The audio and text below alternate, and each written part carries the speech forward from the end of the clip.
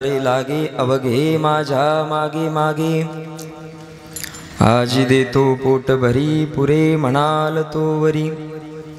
हळू हळू चाला, हळू हळू चाला, कोणी कोणाशी न बोला, आजी देतो पोट भरी पुरे म्हणाल तो वरी। तुका म्हणे सांडा घाटे, तुका म्हणे सांडा घाटे, तेने नका भरू पोटे, आजी देतो पोट भरी पुरे म्हणाल तो वरी। विठ्ठल विठ्ठल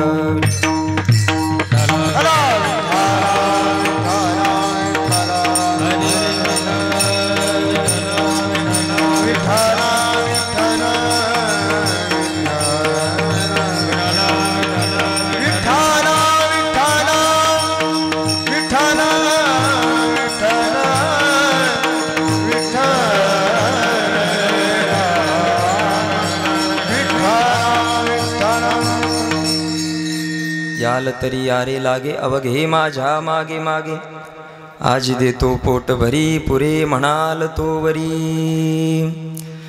घ्यावी घ्यावी माझी सेवा, दीन दुर्बळाची देवा, दीन दुर्बळाची देवा, दीन दुर्बळाची देवा।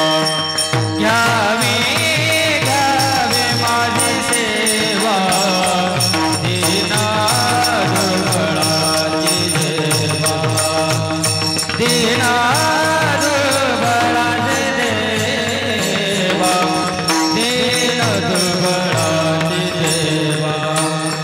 घ्यावी घ्यावी माझी सेवा, दीन दुर्बळाची देवा,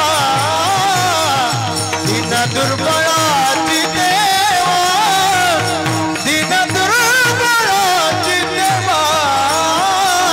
घ्यावी माझी देवा, दीन दुर्बळाची देवा, दीन दुर्बळाची देवा, दीन दुर्बळाची देवा।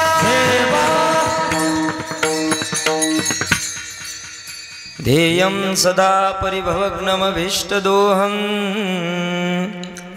तीर्थास्पदं शिवविरञ्चनुतं शरण्यं। भृत्यार्तिहं प्रणतपालभवाब्धिपूतं, वन्दे महापुरुषते चरणारविन्दं। कृष्णाय वासुदेवाय हरये परमात्मने, प्रणतक्लेशनाशाय गोविन्दाय नमो नमः। अलो धावुनिया आम्ही महाद्वारी, तुम्हा वाचुनिया आम्हा कोणतारी। जनी भेट द्यावी शरणांगताला, नमस्कार माझा श्री सद्गुरु है नाही पदाला। अकारण करुणावरून आलय, भक्तवांशा कल्पतरु तडिद्वित विनंदित पीतांबरधारी ब्रजनंदन यशोदानंदन नंदनंदन भगवान श्री कृष्णचंद्रललाच्या कृपाशीर्वादाने तथा सकल संतांच्या आशीर्वादाने, पंढरीश पांडुरंग परमात्म्याच्या कृपेने, ज्यांच्या पवित्र दरबारामध्ये ही सुंदर कीर्तन सेवा असेल तथा भक्तिमय भागवत ज्ञान यज्ञ सोहळा विगत 4 दिवस आपण सर्वांनी अतिशय सुंदर कथेचा आनंद त्या ठिकाणी घेतला। आता कीर्तन संपायच्या वेळेवर आपल्या कीर्तनाला सुरुवात झालेली आहे ना। आपली कीर्तन संपण्याची वेळ होती 1, आता 1 वाजता कीर्तन सुरू झालं, मग आता 1ला तर बंद करता येणार नाही, मग रात्री 1 पर्यंत चालेल का? तुम्ही म्हणाल महाराज आम्हाला चालेल, पण तुमच्या आवाजावरून आम्हाला वाटत नाही की तुम्ही करू शकाल, आहे बरोबर ना? पण जशी पांडुरंग परमात्मा म्हणजे राधाराणी आशीर्वाद देईल की नाही, पुढीला भार धण्याचा भगवान परमात्मा जोपर्यंत ऊर्जा देईल, मी हमाल भार वाहे, मी भार वाहण्याचं काम करणार आहे। जोपर्यंत वरून कनेक्शन सुरू आहे तोपर्यंत मी बोलणार आहे। एकदा वरचं कनेक्शन बंद झालं की माझं सुद्धा विठ्ठल विठ्ठल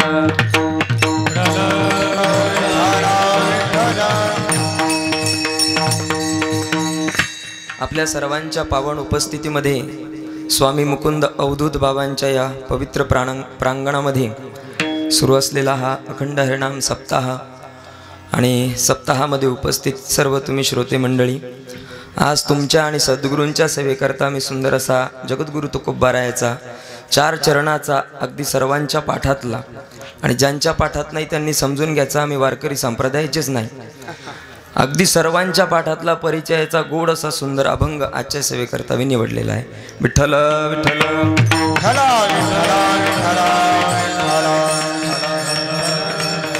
जगद्गुरु तुकोबाराय या अभंगामध्ये भगवान श्रीकृष्ण आणि त्यांच्या सर्व मित्र परिवारांचा संवाद अर्थात गोपालांचा संवाद या अभंगामध्ये प्रतिपादन करतात.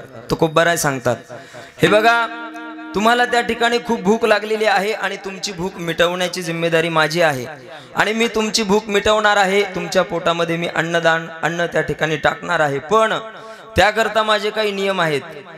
गोपालाने सांगितलं, देवा तू अन्न देण्याकरता तयार आहे, आम्हाला भूक लागलेली आहे, देण्याकरता तू तयार आहे, मग लवकर दे ना, वाट कशाची बघतोय. देवाने सांगितलं तसं नाही, मग फुकट मी काहीच देत नाही, माझ्या नियमात जर तुम्ही बसलात तरच मी तुम्हाला देईल. बघा, मग देवाने सांगितलं, हे बघा, तुम्हाला जर खायचं असेल, द्यायचं असेल, पोट भरायचं असेल तर काय करावं लागेल, याल तरी यारे लागे. देवाने सांगितलं तुम्हाला काही बंधनं नाहीत, मग याल तरी यारे लागे. येऊ वाटलं तर या, कसं या, येऊ वाटलं तर या, जबरदस्ती कुणाला नाही. हे द्वार सगळ्यांसाठी खुलं आहे का नाही, हे द्वार सगळ्यांसाठी खुलं आहे, या ठिकाणी सगळे येऊ शकतात, पण येत असताना लागे या. कसं यायचं, लागे यायचं. लागे नाम प्रेमाने, बघा प्रेमाने, अंतकरणामध्ये प्रेम धारण करून यायचं, अंतकरणामध्ये श्रद्धा धारण करून यायची. बघा, असं अंतकरणामध्ये कपट धारण करून यायचं नाही. भगवान परमात्म्याला प्राप्त करत असताना अंतकरणात कपट चालत नाही. निर्मल जन मन सो मोहे पावा.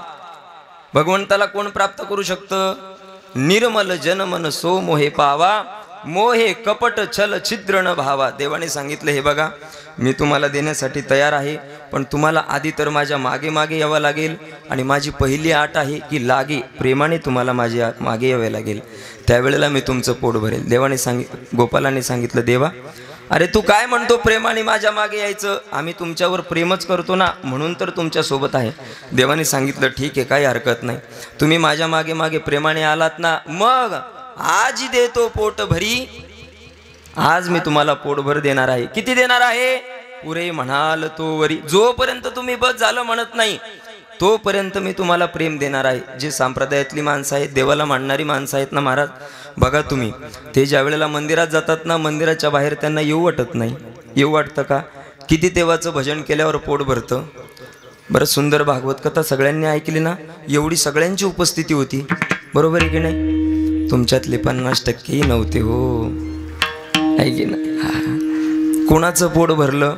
शुकदेवजी महाराज सांगतात की श्रीमद भागवत नेमकं कधीपर्यंत श्रवण करावं. एखाद्याला विचारलं, का रे कथेला हजर होता का, हो महाराज होतो ना. 7 दिवस हजर होता, हो होतो ना. मग कथा कशी वाटली, ऐकली का सगळी कथा. त्याने जर सांगितलं ऐकली तर समजायचं यानं कथा, बोला, याने कथा ऐकली नाही. त्याने जर म्हटलं कथा ऐकली तर समजायचं कथा ऐकली, आणि त्याने जर म्हटलं खरं सांगू का, कथा कानाने ऐकली पण अजून मन काही तृप्त झालं नाही, तेव्हा समजायचं की याने कथा ऐकली. विठ्ठल विठ्ठल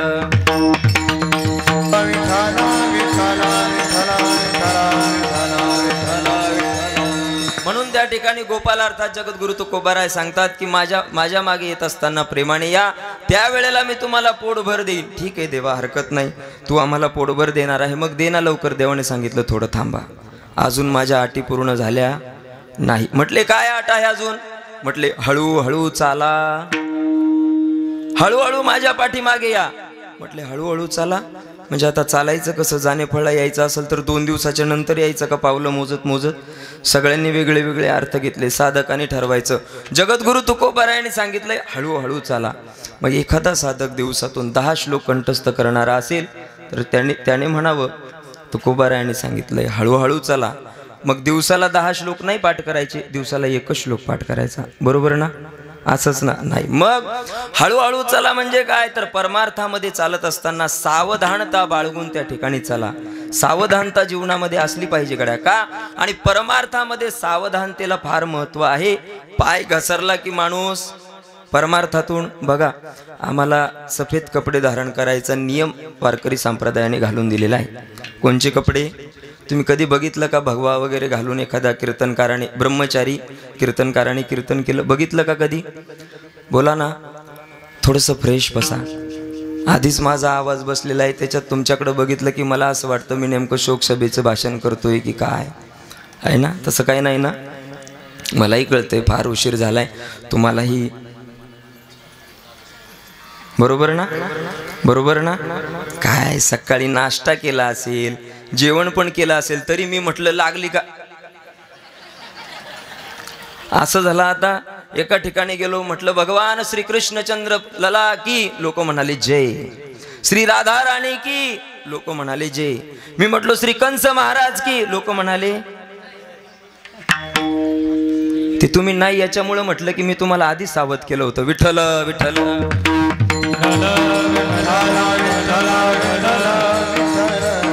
परमार्थामध्ये येत असताना सावधानता बाळगून या. ठीक आहे देवा आम्ही सावधानता सुद्धा बाळगायला तयार आहे. अजून कोणी कोणाशी न बोला. कोणीही कोणासोबत बोलू नका. माझा प्रसाद जर तुम्हाला प्राप्त करायचा असेल तर कोणीच कोणासोबत बोलायचं नाही. हे तत्व मात्र सगळेजण सांभाळतात बघा. कोणीही कोणाशी बोलत नाही बघा. दोन चाल म्हणणारे असले एखाद्याची जर थोडी चाल चांगली झाली तर ते बोलतच नाही बघा. आहे की नाही? आपलं नाही बरं दुसरीकडचं सांगतोय ते बोलतच नाही का याची चांगली झाली माझी चांगली झाली नाही. आपलं भाग्य या ठिकाणी एकच पक्वाज आहे. दोन पक्वाज असले तर चंदू बाबा होतं ना. असं होतं बघा. कीर्तनकाराच्या कीर्तनाला कीर्तनकार येत नाही. कीर्तनकाराच्या कीर्तनाला कीर्तनकार येत नाही. मला थोडे 5Gचे लोक पाहिजे बरं. आहे की नाही? कोणी कोणाशी न बोला याचा अर्थ सांगत असताना जगद्गुरु तुकोबाराय सांगतात आपण केलेला जीवनातला परमार्थ हा कधीही कोणाला सांगायचा नसतो गड्या. आपण केलेला परमार्थ जर दुसऱ्याला सांगत असू ना तर आपला परमार्थाची अवस्था खालच्या लेवलला खालच्या पातळीला येत असते. खरं सांगा आपण शेतामध्ये पेरणी केल्याच्या नंतर शेतात पेरणी करायला जाताना सगळेजण जातच असतील. तुम्ही कुठं अमेरिकेची माणसं आहे शेतात सगळेजण जातच असतील. बरं पेरल्याच्या नंतर लगेच पेरणी झाल्या मागून एक गोष्टी होत असते. एक माग काय असते आपण काय म्हणतो त्याला. पूर्वीच्या काळी मला चांगलं कळतं पूर्वीच्या काळी निंबाचा एक फांती वगैरे तोडायची ती बैलाला बांधायची आणि मागून काय म्हणतात फसाटी. आहे की नाही? कशासाठी असते होती फसाटी की ती पेरलेलं बी त्या ठिकाणी झाकून जावं आणि झाकलेलं बी त्या ठिकाणी चांगलं येत असतं. उघडं बी कधी चांगलं येत नाही. अगदी तद्वत केलेला परमार्थ हा झाकायचा असतो तो उघडा कधीच करायचा नसतो का. झाकलेला परमार्थ त्या ठिकाणी फळ देत असतो आणि लोकांना दाखवल्याच्या नंतर त्याचे त्या ठिकाणी पतन होत असतं. विठ्ठल विठ्ठल विठ्ठल विठ्ठल जगद्गुरु तुकोबाराय म्हणतात आपण केलेला परमार्थ हा कोणालाही सांगू नका. शेवटच्या चरणात सांगतात तुका म्हणे सांडा घाटी तेने नका भरू पोटी. तुमच्या अंतकरणामधला जोही अभिमान आहे ना तो अभिमान याच ठिकाणी सोडून द्या. तेव्हाच तुम्हाला माझी प्राप्ती होईल. तशी तुम्हाला माझी प्राप्ती होणार नाही. बघा असा सुंदर सरळसा अर्थ मी तुम्हाला या ठिकाणी सांगितलेला आहे. आता ज्याला झोपगीप आली असेल त्यांनी झोपायचं नाही बरं. मी तुमच्या जवळ येऊन उभा राहील डायरेक्ट. झोपायचं नाही बघा. विगत 2 वर्ष झाली हा सुंदर असा अखंड हरिनाम सप्ताह तसा भागवत ज्ञान यज्ञ सोहळा अतिशय थाटामाटामध्ये भव्य दिव्य स्वरूपामध्ये या ठिकाणी सुरू आहे. खरं सांगायला गेलं ना तर एवढं मोठं कार्य करायचं म्हटलं की कुठल्या तरी संतांचा आशीर्वाद आपल्याला असला पाहिजे. त्याच्याशिवाय ही कार्य सिद्धीला जात नसतात बघा. आणि आपलं भाग्य आहे की स्वामी मुकुंद अवधूत बाबांच्या या पावन दरबारामध्ये त्यांच्या आशीर्वादाने हा भव्य दिव्य सोहळा त्या ठिकाणी सुरू आहे. आज आपल्या कीर्तनाला ज्यांची उपस्थिती आहे अशी महाराष्ट्रातले एक नामवंत पखवाजवादक आहे की नाही. अगदी त्यांचं नाव कुणाला माहिती नाही असा महाराष्ट्रातला कोणताही कलाकार कीर्तनकार आता उरलेला नाही. आणि त्यातल्या त्यात आपलं थोडंसं अजून जास्त भाग्य आहे. खरं सांगू का, ज्या गावात संत जन्माला येतात ना ते गाव भाग्यवान असतं. ज्या गावात संत जन्माला येतात ते गाव भाग्यवान असतं. ज्या गावात संत समाधी घेतात ते गाव त्याच्यापेक्षाही भाग्यवान असतं. पण एखाद्या साधूची जर सासरवाडी आपलं गाव असलं ना, एखाद्या साधूची कळतंय ना माझं बोलणं, एखाद्या साधूची सासरवाडी जर आपलं गाव असलं ना तर आपण त्या दोघांपेक्षाही भाग्यवान असतो. का? कारण की बायकोच्या घरी जरा जास्त येणं जाणं असतं माणसं, आहे की नाही? बरोबर आहे की नाही? आणि त्यांची सासरवाडी आहे. आणि पार आमच्या पूर्ण परिसराला ज्यांनी आपल्या मृदंगाने अगदी दुमदुमून टाकला आहे की कुठेही गेल्याच्या नंतर ते म्हणतात आमच्या सप्त्याला चंदू बाबा आले पाहिजे. महाराज 7 दिवस येऊ नका, किमान 2 दिवस तरी, बरं 2ही दिवस येऊ नका, किमान 1 दिवस तरी. या अशा आमचे खरंच परम मित्र, परम स्नेही, अत्यंत गोड स्वभावाचे, आणि ज्यांच्या हातामध्ये त्या ठिकाणी इंद्रोवादीन मृदंग जय जय सुकरा आपण ज्याला म्हणतो, अतिशय सुंदर इंद्रासारखं ज्यांचं वादन आहे, असे आदरणीय चंदू महाराज बागल या ठिकाणी उपस्थित आहेत. बाबांच्या चरणावरती वारंवार कोटी प्रणाम करतो. ज्यांनी सुंदर अशी चाल आपल्याला ऐकवली, आहे की नाही, सुंदर चाल ऐकवली, अगदी त्यांच्या कंठामध्ये सरस्वती माता विराजमान आहे. असे आमचे परममित्र, परमस्नेही, अत्यंत माझ्यावरती छोट्या भावावरती सारखं प्रेम करणारे आमचे आदरणीय माधव बाबा या ठिकाणी आहेत. त्यांच्याही चरणावरती कोटी कोटी प्रणाम. अगदी ज्यांनी पुढे चाल म्हटली असे आमचे आदरणीय नामदेव महाराज आहेत. बाबांच्याही चरणावरती कोटी कोटी प्रणाम. या ठिकाणी उपस्थित असणारे आमचे सहदेव बाबा आहेत. आता या ठिकाणी मी कोणाकोणाचं नाव घेऊ हेच मला कळत नाही आहे. मी पहिल्याच दिवशी सांगितलं की या जानेफळ नगरीमध्ये माझा अर्धा जन्म तर गेला, आता सगळेच जण माझ्या ओळखीचे आहेत, आहे की नाही. पण उपस्थित असणारे आमच्या मुंदेफळची सगळी मंडळी आहेत. अगदी देऊळगाव साखरशावरनं सुद्धा मंडळी या ठिकाणी आलेली आहेत. आणि सर्वात महत्त्वाचं म्हणजे ज्यांच्यामुळे या कार्यक्रमाला 4 चांद लागलेले आहेत की नाही, असे आमचे खंडेराज वारकरी शिक्षण संस्थेचे आमच्या सगळ्या भगिनी असतील, आमचे बंधू असतील, त्यांच्याही चरणावरती मी कोटी कोटी दंडवत प्रणाम करतो. आमचे चोपदार बाबा असतील, 2-2 चोपदार आहेत, आहे की नाही, त्यांच्याही चरणावरती दंडवत प्रणाम. महाराजांच्याही चरणावरती दंडवत प्रणाम. माझ्या आईवडील असतील त्यांच्याही चरणावरती दंडवत प्रणाम. अगदी सर्व श्रोते मंडळी, सर्व पुरुष वर्ग, सर्व माता मंडळींच्या चरणावरती कोटी कोटी प्रणाम. आणि सेवेला सुरुवात. विठ्ठल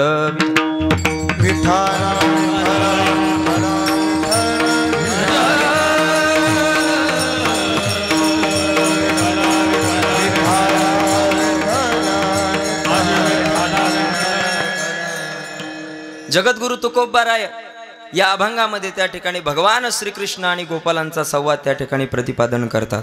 खरं सांगू तुम्हाला, विगत 4 दिवस आपण सुंदर कीर्तन कथा श्रवण केली आणि आज त्या ठिकाणी काल्याचा हा सुंदर प्रसंग आहे. काल्याचं कीर्तन आहे. कशाला म्हणतात काला? कशासाठी आपण काल्याला येत असतो? तर प्रसादासाठी आपण काल्याला येत असतो. बरोबर आहे की नाही? प्रसाद म्हणजे काय हो? आपण श्रवण करत असतो, ऐकत असतो, प्रत्येकाच्या मुखातून ऐकतो की आम्हाला प्रसाद घ्यायला जायचंय, प्रसाद घ्यायला जायचंय, प्रसाद घ्यायला जायचंय. नेमका प्रसाद म्हणजे काय? प्रसाद या शब्दाची व्याख्या म्हणजे, तर प्रसाद काय हा सर्वसामान्य गोष्ट नाही महाराज. मग देव दुर्लभ, अगदी देवतांना सुद्धा जो दुर्लभ आहे, अगदी देवतांना सुद्धा तो मिळत नाही, त्याला प्रसाद म्हणायचं. बघा, प्रसाद म्हणायचं. आणि हा प्रसाद कुणाला मिळत असतो? या जीवनातलं मिळालेलं पुण्य, या जीवनात प्राप्त केलेलं पुण्य, त्याने आपल्याला प्रसादाची प्राप्ती होईल का? होईल का? तर नाही होत महाराज. मग अनेक जन्माचं भाग्य ज्या वेळेला आपल्या उदयाला येत असतं त्यावेळेला आपल्याला हा प्रसाद मिळत असतो. बघा, प्रसाद म्हणजे काय? तर जीवनभर केलेला परमार्थ, जीवनभर केलेला परमार्थ, तर जन्मोजन्मी केलेला परमार्थ, याची पोच पावती म्हणजे प्रसाद आहे. बघा, तुम्हाला एक उदाहरणाने समजवतो. एखाद्याची जमीन जर एखाद्या शेततळ्यामध्ये म्हणा किंवा एखाद्या रस्त्यामध्ये ॲक्वायर जर झाली ना, झाली का कोणाची? तुमच्यात झाली ना? जर त्यांची शेती जर त्या रस्त्यामध्ये ॲक्वायर झाली की त्याच्या आपल्याला काय मिळतात? पैसे मिळतात. बघा, पण आपली शेती गेल्या गेल्या लगेच पैसे मिळतात का आपल्याला? लगेच नाही मिळत. मग काय करावं लागतं? कागद गोळा करावी लागतात. मग हा कागद आणायचा, तो कागद आणायचा, तो कागद आणायचा, ह्या टेबलावरती जायचं, साहेब सही करा, त्या टेबलावरती जायचं, साहेब सही करा, त्या टेबलावरती ठेवायचा, कधी टेबलाच्या वर ठेवायचा, कधी टेबलाच्या बाबा बोलले बरं, मी नाही बोललो काही. बाबा बोलले खालून, मला खालून नव्हतं म्हणायचं, कधी टेबलाच्या वर कधी असं साईडनं जाऊन असं म्हणायचं होतं मला, कधी टेबलाच्या वरून कधी टेबलाच्या खालून. आता जाऊ द्या म्हटले तर तुम्ही का नाही, वेगळ्या परिस्थितीला त्या ठिकाणी सामोर जावं लागतं. आणि एवढं झाल्याच्या नंतर मग मेन साहेबाचा शिक्का म्हणा, सही म्हणा, ते झाल्याच्या नंतर मग तो कागद त्या ठिकाणी टाकायचा आणि नंतर आपल्याला पैसे मिळतात. एवढं सोपं नसतं. तसा हा प्रसाद असतो बघा. आपण जीवनभर केलेला परमार्थ आणि त्या परमार्थाची पोच पावती म्हणजे प्रसाद. विठ्ठल विठ्ठल.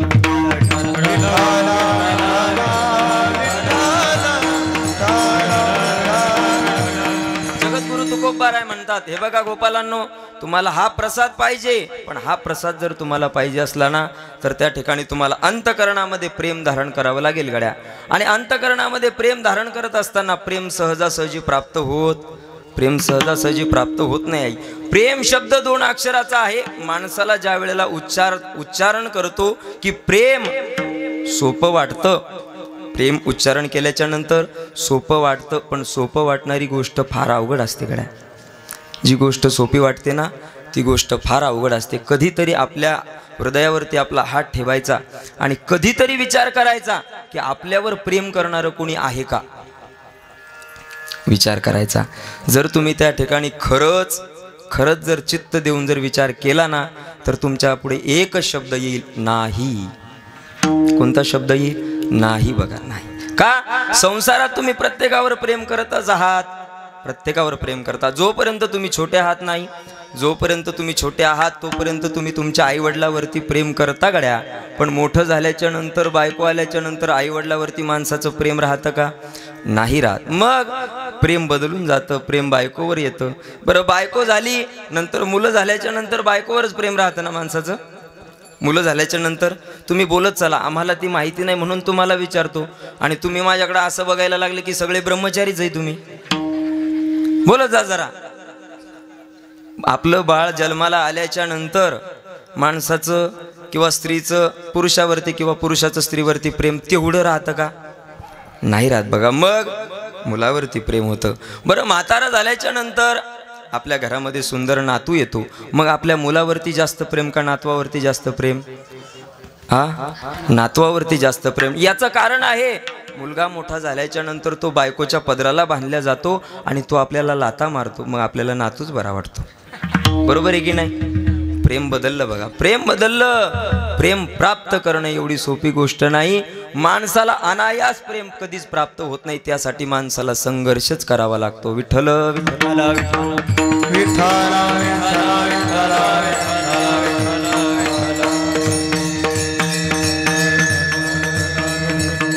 नुकतेच आपल्या या सप्ताहाला भेट देण्याकरता रयत क्रांती सेनेचे त्या ठिकाणी राज्य प्रवक्ते आदरणीय जितू भाऊ या ठिकाणी आलेले आहेत. त्यांच्याही चरणावरती कोटी कोटी प्रणाम. तुकोबाराय सांगतात, अरे तुम्हाला प्रेम प्राप्त करायचंय ना, विठ्ठल विठ्ठल विठ्ठल विठ्ठल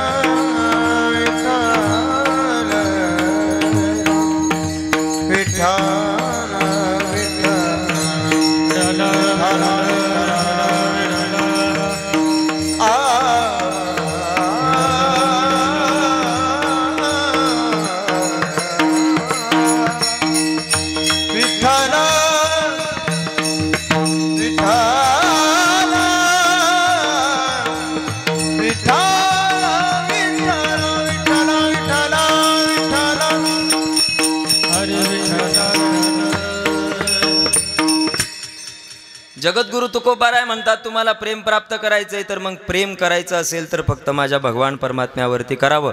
आणि कसं करावं? तर गोपिकांसारखं करावं. बघा कसं प्रेम होतं गोपिकांचं. भगवान परमात्म्याने त्यांना लाथाडलं. मी शब्द समजून वापरतोय बरं.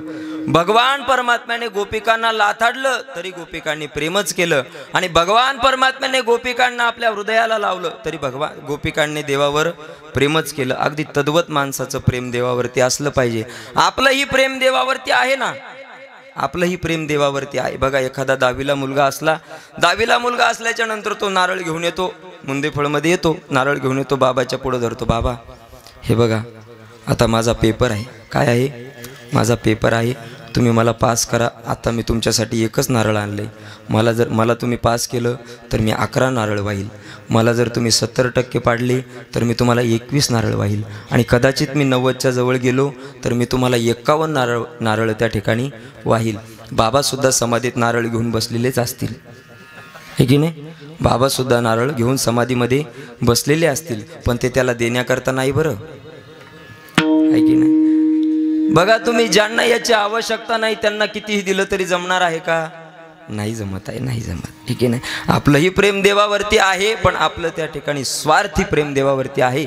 देवाला स्वार्थी प्रेम नको. बघा मग निस्वार्थपणाचं प्रेम देवावरती असलं पाहिजे. आणि त्यावेळेला भगवान श्रीकृष्ण म्हणतात, गोपाळांनो, तुमचं माझ्यावरती निस्वार्थ प्रेम आहे म्हणून मी त्या ठिकाणी तुम्हाला प्रसाद देणार आहे. पण तो प्रसाद देत असताना तुम्हाला काय करावं लागेल? काय करावं लागेल? अभंगाच्या पहिल्या चरणामध्ये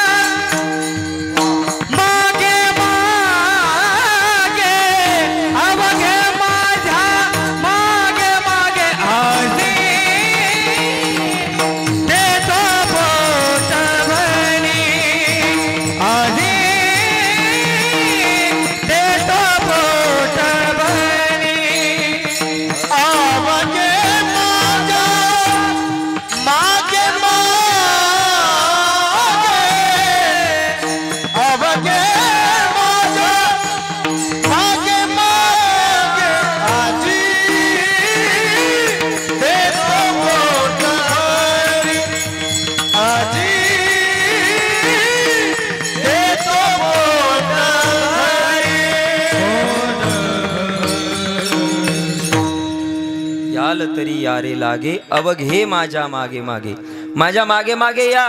नंतर आजी देतो पोट भरी, पुरे म्हणाल तो वरी. माझ्या मागे आल्याच्या नंतर प्रेम अंतकरणामध्ये धारण करून माझ्या मागे आल्याच्या नंतर त्या ठिकाणी मी तुम्हाला किती देईल? तर पोट भर देईल. बघा वास्तविक जर विचार केला ना तर मी तुम्हाला देईल आणि पोट भर देईल हे म्हणण्याचा अधिकार आणि एवढं सामर्थ्य फक्त देवामध्येच आहे. बघा फक्त देवामध्येच आहे. कोणीच आपल्याला पोट भर देऊ शकत नाही. का देऊ शकत नाही? तेच दुसऱ्याला मागणारे आपल्याला काय देतील? दुसऱ्याला मागणारे आपल्याला काय देतील? बघा भगवान परमात्मा पूर्ण आहे ना. पूर्ण व्यक्ती त्या ठिकाणी अपूर्ण व्यक्तीला पूर्ण करू शकतो. ओम पूर्णमदः पूर्णमिदं पूर्णात् पूर्णमुदच्यते पूर्णस्य पूर्णमादाय पूर्णमेवावशिष्यते. पूर्ण व्यक्ती अपूर्ण व्यक्तीला पूर्ण करू शकतो, पण अपूर्ण व्यक्ती अपूर्ण व्यक्तीला पूर्ण कधीही करू शकत. कळतंय ना माझं बोलणं? कळतं का?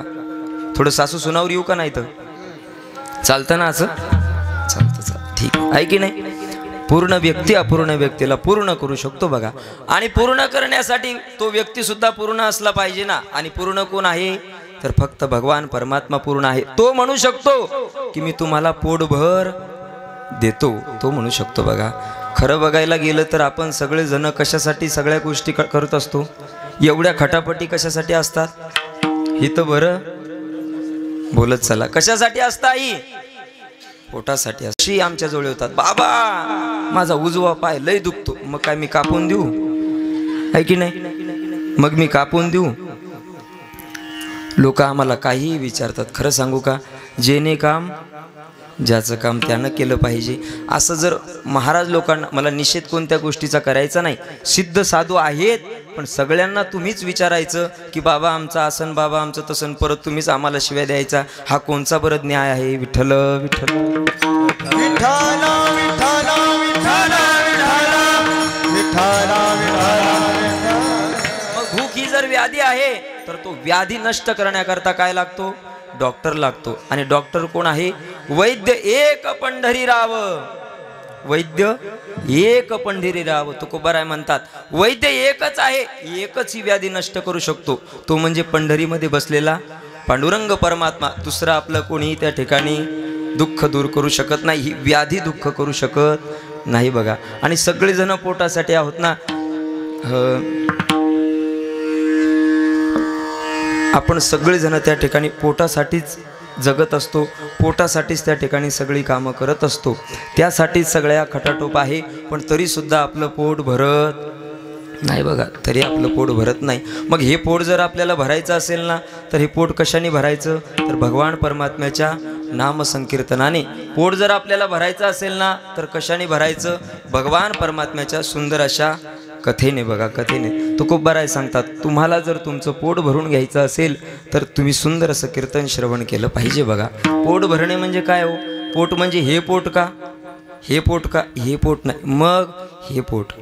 कोणचं पोट? हे पोट. हे पोट किती भरायचा प्रयत्न केला तरी हे भरत नसतं गड्या. आणि हे पोट थोडं जरी भरलं तरी माणूस तृप्त झाल्याशिवाय राहत नाही. आणि ते तृप्त होण्याकरता तुम्हाला हे साधन आहे. विठ्ठल विठ्ठल विठ्ठल विठ्ठल विठ्ठल पोटा कारणे गा झालो मांगुळात. या पोटा कारणे गा झालो पांगुळ देवा.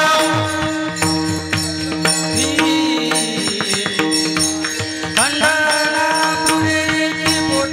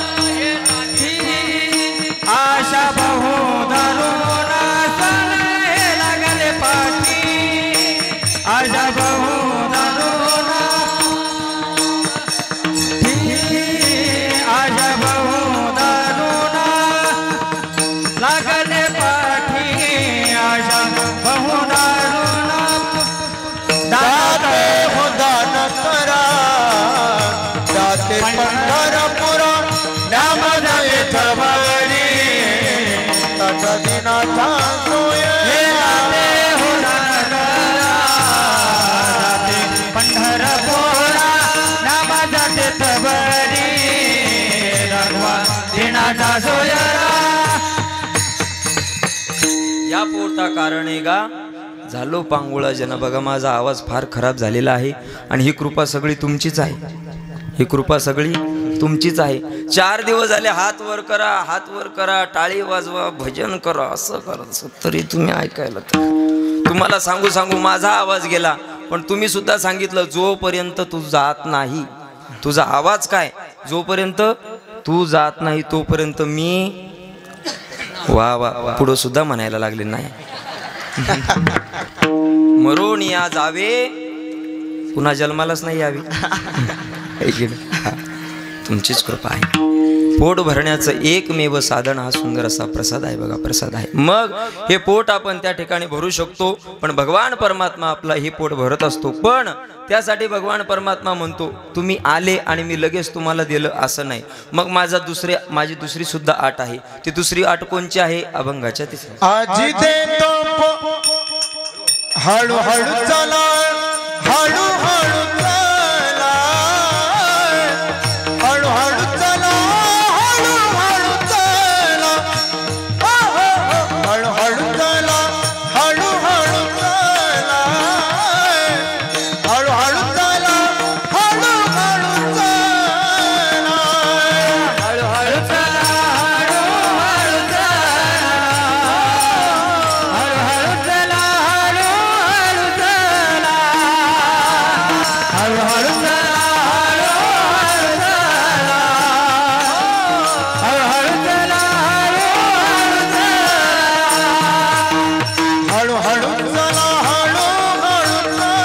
म्हटले विचार ना.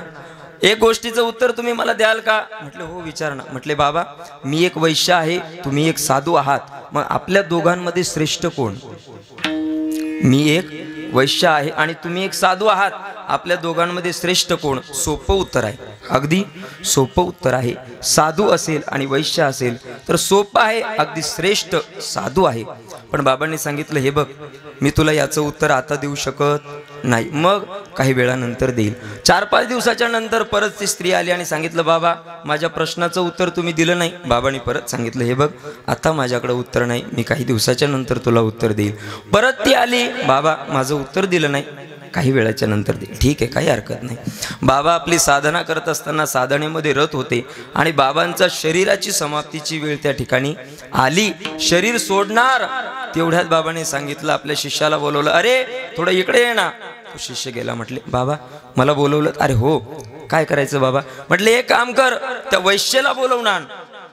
शिष्याला आश्चर्य वाटलं, ज्या साधूने आपलं संपूर्ण जीवन सेवेमध्ये घातलं, ज्या साधूने आपलं संपूर्ण जीवन नामस्मरणामध्ये घातलं आणि शेवटच्या वेळेला वैश्याची आठवण, शेवटच्या वेळेला वैश्याची आठवण. खरं सांगू तुम्हाला, माणसं विचारतात आम्ही नामस्मरण करायचं, संप्रदाय कुठलाही असू द्या, विशेष महत्त्व नामसंकीर्तनाला सांगितलेलं आहे. विचारतात ना नामसंकीर्तन करायचं कशासाठी करायचं? हे राम राम राम राम कृष्ण कृष्ण कृष्ण म्हणून काय आमचं भलं होणार आहे का? तर मी तुम्हाला एक गोष्ट सांगू का, तुम्ही कितीही राम राम म्हणा, कितीही कृष्ण कृष्ण म्हणा, तुमचं भलं होणार, तुमचं भलं होणार. पण ऐकून घ्या, एवढंच कट करू नका बरं, समोरचं हे ऐका, आहे की नाही? तुम्ही कितीही राम राम म्हणा. बघा काही लोक जप करतात, झोलीमालामध्ये जप करतात, पण जप करत असताना कसा करतात माहिती आहे का? रामकृष्ण हरी रामकृष्ण हरी रामकृष्ण हरी राम. म्हातारी कुठं चालली का? रामकृष्ण हरी रामकृष्ण हरी रामकृष्ण हरी राम. बाई मला कथ्याला जायचं होतं या मेलीनं हीच साडी घातली. रामकृष्ण हरी रामकृष्ण हरी रामकृष्ण हरी राम. बघा ना शेजारचं कसं पुढं चाललं, JCB आणली बाई त्यानं, तर रामकृष्ण हरी राम. असा जप आपण करतो, बरोबर आहे की नाही? खरं सांगा, असा जप कधीपर्यंत केल्याच्या नंतर भगवंत आपल्याला प्राप्त होणार आहे की नाही? तुम्ही मेले तरी, म्हणजे मरणार नाही तुम्ही, पण जर मेले तरी तुम्हाला देव प्राप्त होणार आहे का? नाही होणार. मग देवाने सांगितलं, म्हटले एकदा दिवसातून फक्त एकदा रामकृष्ण हरी म्हणा गड्या, तरी तुम्हाला माझी प्राप्ती आहे. आणि असं जर तुम्ही करत असाल तर 1000 वेळा रामकृष्ण हरी म्हटलं तरी जमत. काही लोक काउंटरवर जप करतात, काउंटरवर. कशावर? ते काउंटर असतं ना त्याच्यावरती जप करतात. झाला गड्या आपला आता 999, 1000, 1001 झाले मोकळे. काय झालं? झाले मोकळे. 16 माळी झाल्या, झाले मोकळे. असा जप असतो का? असा जप नसतो. बघा, अंतकरणातून माणसाने एकदा राधा म्हणा, राधा राणी प्राप्त झाल्याशिवाय राहणार नाही. बघा, साधूने सांगितलं, म्हटले शिष्य बोलायला लागले, अरे आयुष्यभर राधा राधा राधा नामसंकीर्तन केलं आणि शेवटच्या क्षणाला वैश्यावृत्ती, वैश्या संग करण्याचा त्यांच्या अंतकरणामध्ये विचार करायला लागले. बघा, पण काय करायचं? गुरुचा आदेश आहे. ते शिष्य त्या वैश्याकडे गेले आणि सांगितलं, माते तुम्हाला आमच्या गुरुनी बोलवलंय. तिला सुद्धा आश्चर्याचा झटका बसला की मी एवढे वर्ष झाले बाबाला विचारतेय की बाबा माझ्या प्रश्नाचं उत्तर द्या, आणि बाबा आता शेवटच्या वेळेला माझी आठवण करते. ती धावत आली. धावत आल्याच्या नंतर बाबाच्या जवळ बसली आणि सांगितलं, बाबा तुम्ही माझी आठवण केली? म्हटली हो. का बरं आठवण केली? म्हटले माझं तुझ्याशी एक काम आहे. म्हटले का? तुम्हाला प्रश्न विचारला होता. कोणचा प्रश्न? आठव ना तो प्रश्न. म्हटले हो. मी श्रेष्ठ की तुम्ही श्रेष्ठ, हाच प्रश्न ना? म्हटले हो तोच प्रश्न. आता मी तुला त्याचं उत्तर देणार आहे. म्हटले बाबा मला तेव्हाच माहिती होतं श्रेष्ठ नेमकं कोण आहे, तुम्हाला सांगण्याची आवश्यकताच नाही. अहो तुम्ही श्रेष्ठ आहात. बाबा म्हटले तसं नाही. मग आता मी सांगू शकतो. हे बघ, तू वैश्य आहेस, जे काम तुझं आहे अगदी प्रयत्नाने ते काम तू करते, पण मी साधू आहे, मी साधू आहे. आणि जोपर्यंत माझं हे शरीर आहे ना, तोपर्यंत या शरीरामध्ये कधी काम उत्पन्न होईल, कधी काम उत्पन्न होईल आणि मी माझ्या साधनेतून बाजूला जाईल, माझं पतन झाल्याशिवाय राहणार नाही. पण आता ह्या शरीराचा मी त्याग करणार आहे. आता हे माझं शरीर जाणार आहे. आता इथून पुढे या शरीराला काम वासना होणार नाही. आता मी तुला सांगतो की श्रेष्ठ मी आहे. विठ्ठल विठ्ठल विठ्ठल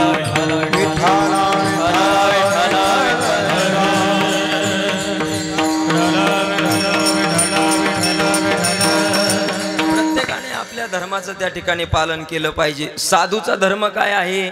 साधूचा धर्म संकीर्तन आहे. पण साधूला सुद्धा कळतं गड्या की या शरीरात कामवासना कधी उत्पन्न होऊ शकते का नाही. साधू हृदय नवनीत समाना. साधू कसा असला पाहिजे? नवनीतासारखा असला पाहिजे. साधूचं काम आहे दुसऱ्यावरती दया करणं.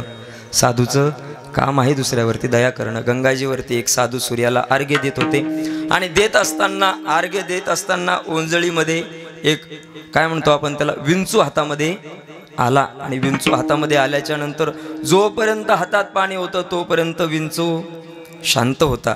आणि हातातलं पाणी खाली पडलं की विंचू दंश मारायचा. आणि तो विंचू दंश मारल्याच्या नंतर बाबांना त्रास व्हायचा. बाबा त्याला परत पाण्यात सोडायचे. पाण्यात सोडल्याच्या नंतर तो डुबायचा. परत बाबा त्याला हातामध्ये उचलायचे. परत पाणी संपल्याच्या नंतर विंचू मारायचा. एक साधकाला म्हटले, बाबा तो तुम्हाला एवढा त्रास देतोय, एवढा त्रास देतोय, एवढा त्रास देतोय, एवढा त्रास देतोय, तरीसुद्धा तुम्ही त्याला उचलतात. बाबांनी फार सुंदर उत्तर दिलं बघा. आपल्या सर्वांच्या कामाचं आहे. बाबांनी फार सुंदर उत्तर दिलं. म्हटले त्याचा धर्म आहे चावणे, त्याचा धर्म आहे विरोध करणे, त्याचा धर्म आहे सप्ताह सुरू झाला की नावं बोटं ठेवणे, त्याचा धर्म आहे एखादा व्यक्ती चांगल्या मार्गाकडे जात असताना म्हटणे की ते काही चांगलं आहे का, ते काय चांगलं आहे का. कीर्तनात तरुण अवस्थेमध्ये जात असतात का, असतात ना असे. तो त्याचा धर्म आहे चावणे आणि माझा धर्म आहे त्याला वाचवणे. मग जर तो त्याचा धर्म सोडत नाही तर मी माझा धर्म का सोडू. विठ्ठल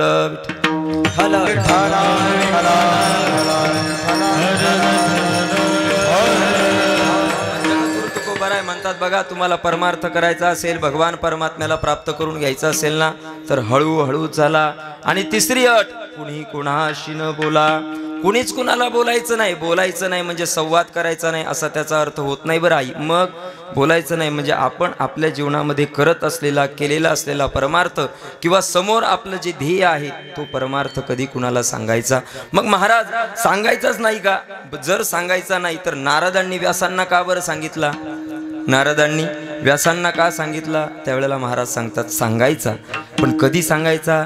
ज्या वेळेला आपण एखाद्या व्यक्तीला सांगितल्याच्या नंतर त्याचा परमार्थ तो जर परमार्थामध्ये प्रवृत्त होत असला ना तर आपण तो परमार्थ सांगितलं पाहिजे कडे सांगितलं पाहिजे. नारदजी सांगतात ना, व्यास महाराज मी सुद्धा अगदी तुमच्यासारखाच होतो. माझ्या सुद्धा चेहऱ्यावर असंतोष होता, माझ्या सुद्धा हृदयामध्ये असंतोष होता. पण माझ्या हृदयातला असंतोष कधी गेला.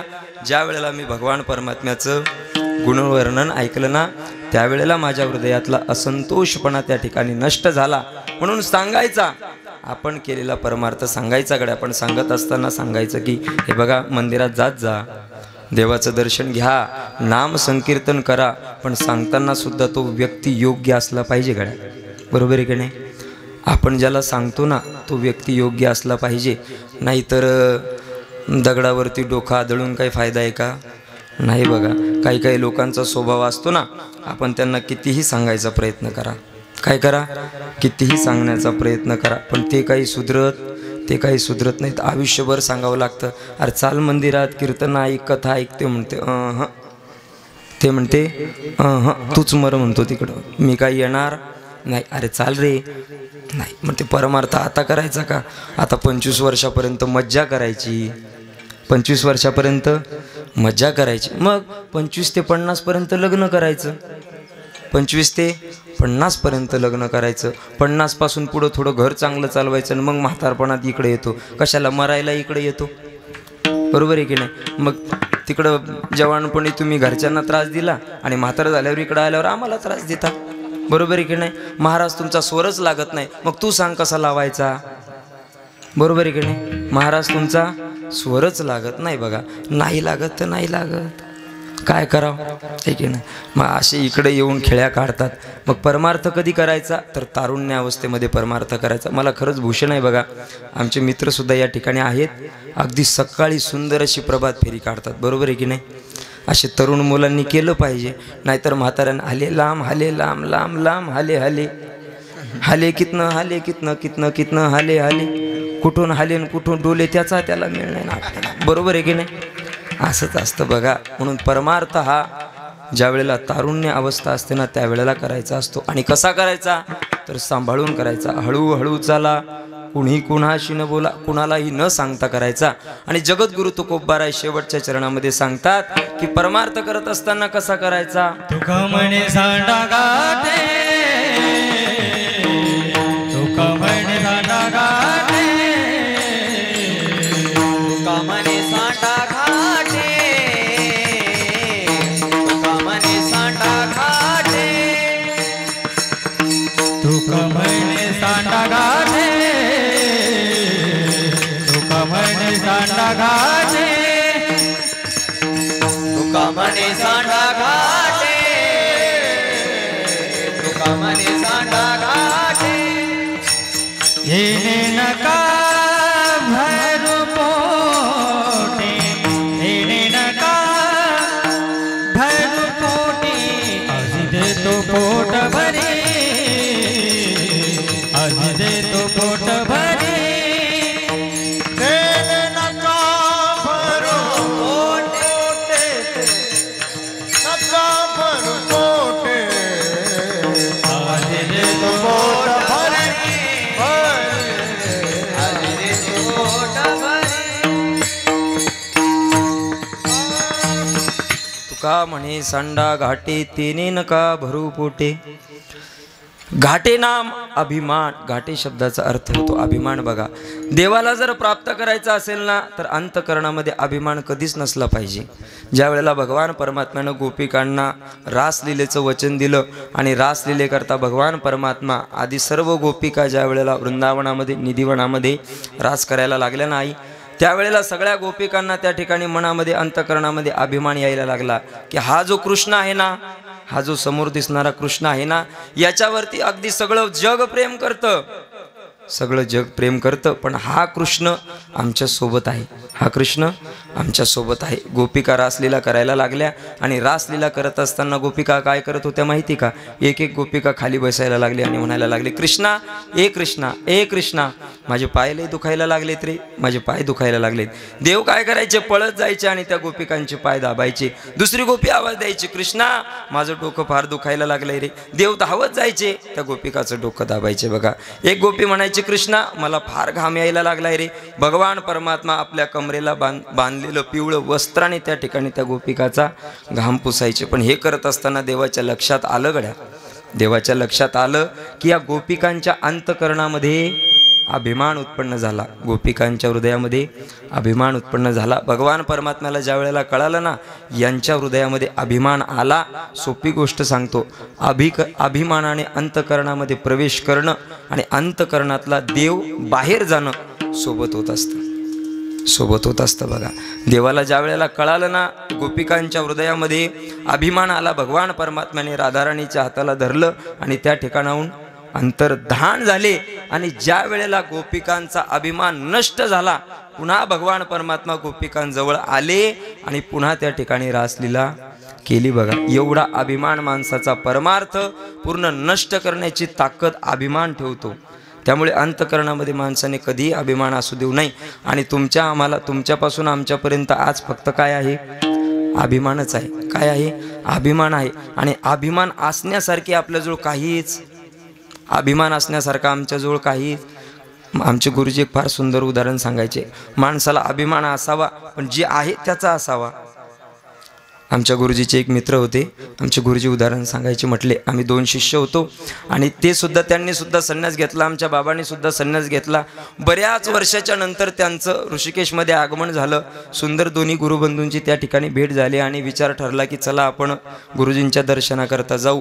गुरुजींच्या दर्शनाकरता गेले, गुरुजींच्या समोर बसले आणि समोर बसल्याच्या नंतर गुरुजीला तो महात्मा सांगायला लागला, गुरुजी आता मी काशीला आहे, फार मोठा आश्रम मला मिळालेला आहे, मी फार विद्वान झालेलो आहे, या राज्यामध्ये जाऊन कथा करतो, त्या राज्यामध्ये कथा करतो, माझा वेदांत झाला, माझं शास्त्र झालं, माझं हे झालं, माझं ते झालं, माझं ते झालं. आता खरं सांगा, मी थोडं खाली येऊन बोलू ना, आता खरं सांगा, बापाला शिकवायची गरज असते का? बापाला शिकवायची गरज नाही. मग गुरुला सांगण्यात अर्थ असतो का? गुरुला सगळं माहीत असतं आपला शिष्य किती पाण्यात आहे, गुरुला सगळं माहीत असतं आपला शिष्य किती पाण्यात आहे. बाबांनी सांगितलं, तुमचं काय बाप्पा, तुम्ही अन्यथा सिद्ध माणसं, तुमचं काय बाप्पा, तुम्ही अन्यथा सिद्ध माणसं, हे तुम्हाला कळलं नाही, आता मी सांगितल्याच्या नंतर कळणार आहे. अन्यथा सिद्ध शब्दाचा अर्थ त्या ठिकाणी न्यायशास्त्रामध्ये वार्तिककार सांगतात, म्हटले महाराज तुम्ही घटाला नाव दिलं, पटाला नाव दिलं, पण ज्या गध्यावरती, ऐकताय ना, ज्या गध्यावरती त्या गध्यावरती माती आणतात ना, त्या गध्याला सुद्धा काहीतरी नाव द्यायला पाहिजे. मग शास्त्रकारांनी नाव दिलं अन्यथा सिद्ध. अन्यथा सिद्ध कुणाचं नाव आहे? बोला बोला, कुणाचं नाव आहे? गध्याचं नाव आहे. आणि गुरुजीने काय म्हटलं, तुमचं काय बापा, तुम्ही अन्यथा सिद्ध. अन्यथा सिद्ध शब्दाचा अर्थ काय? झोप आली का? मदत येऊ का? मग जोरात बोला. अन्यथा सिद्ध शब्दाचा अर्थ गधा. गुरुजी काय म्हणाले मग त्याला? गधा म्हणाले, गधा. आणि तो बाहेरून काय म्हणतो, आज गुरुजीने मुझे अन्यथा सिद्ध बोला. आमचे गुरुजी म्हणाले, धन्य आहे बाबा तू तर अन्यथा सिद्ध आहेच, पण तुझ्यासोबत मी आलोय, माझ्यासारखा सुद्धा अन्यथा सिद्ध कोणी नाही.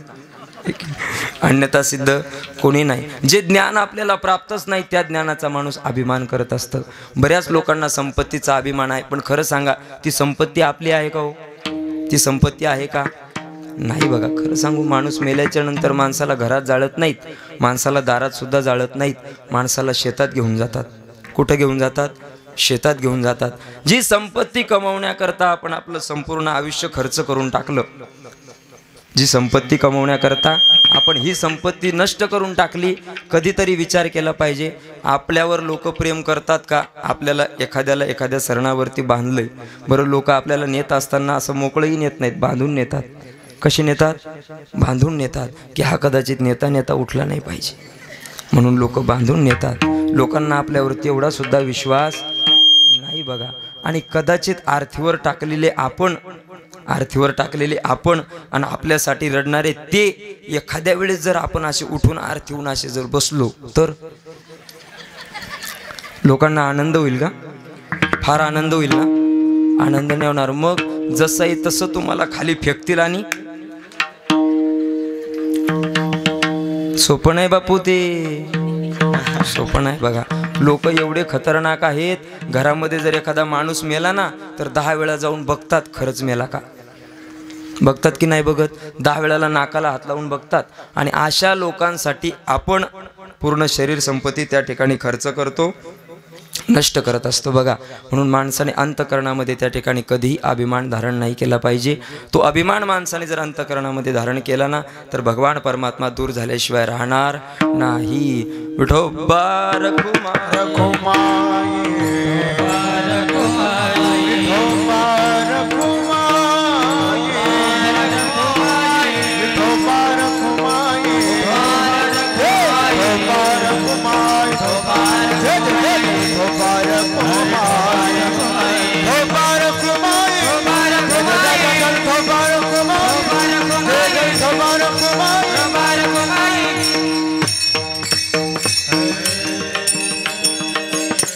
थोड्या वेळामध्ये अगदी मला जसा मांडता आला तसा छोटा अर्थ मी तुमच्या पुढे मांडण्याचा प्रयत्न केला.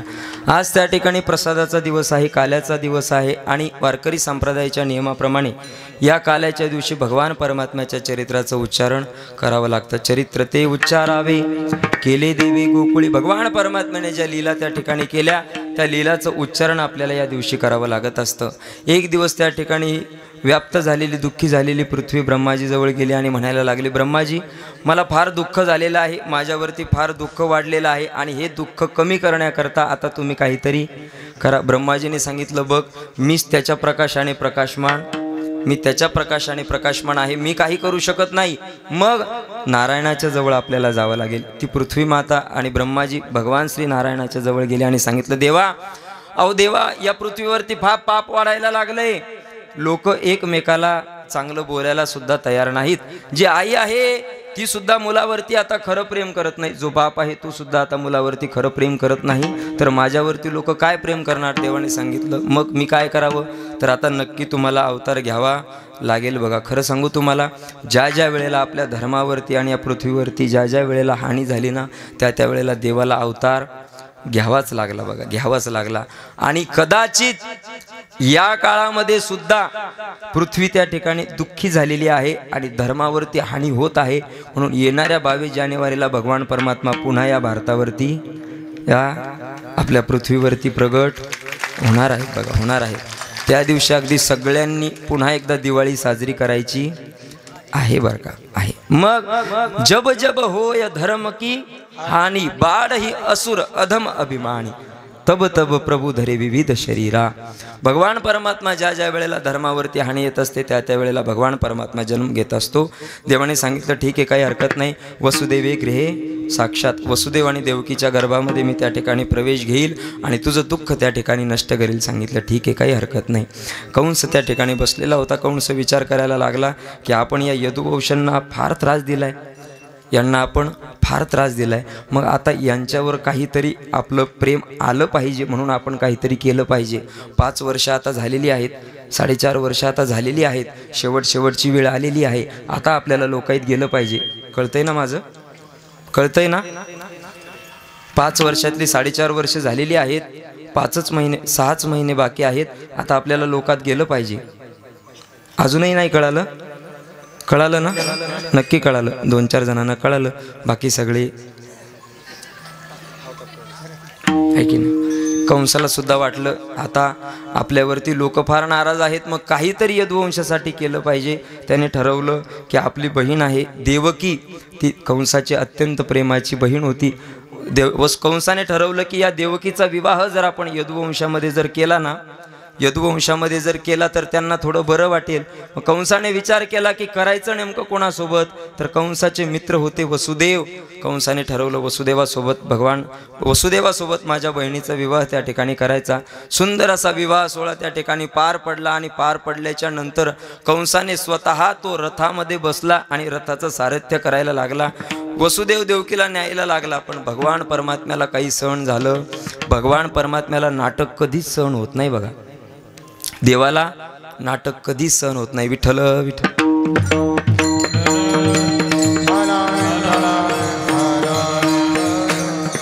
देवाला नाटक कधी सहन होत नाही. आपण जर नाटक करून देवाची भक्ती करत असू ना तर देवाला ते सहन होत नाही. देवाने विचार केला हा कंस नाटक करतोय, हा कंस नाटक करतोय, मग याला जर उघडं करायचं असेल तर काय करायचं.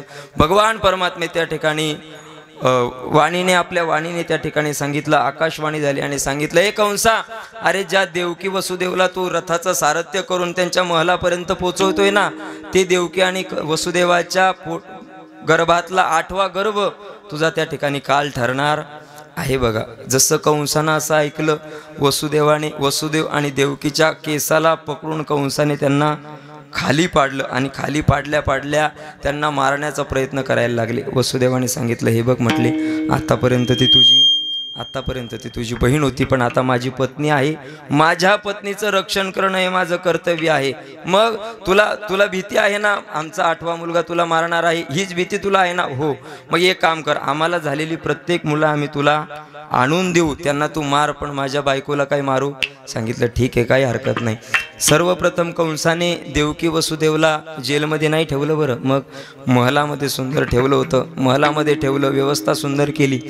आणि पहिला मुलगा ज्या वेळेला वसुदेवाला झाला, वसुदेवाने आपल्या हाताने तो कंसाच्या हातामध्ये दिला. कंसाने त्या मुलाला हातात घेतलं आणि बघितलं की आपला भाचाच आहे म्हणे.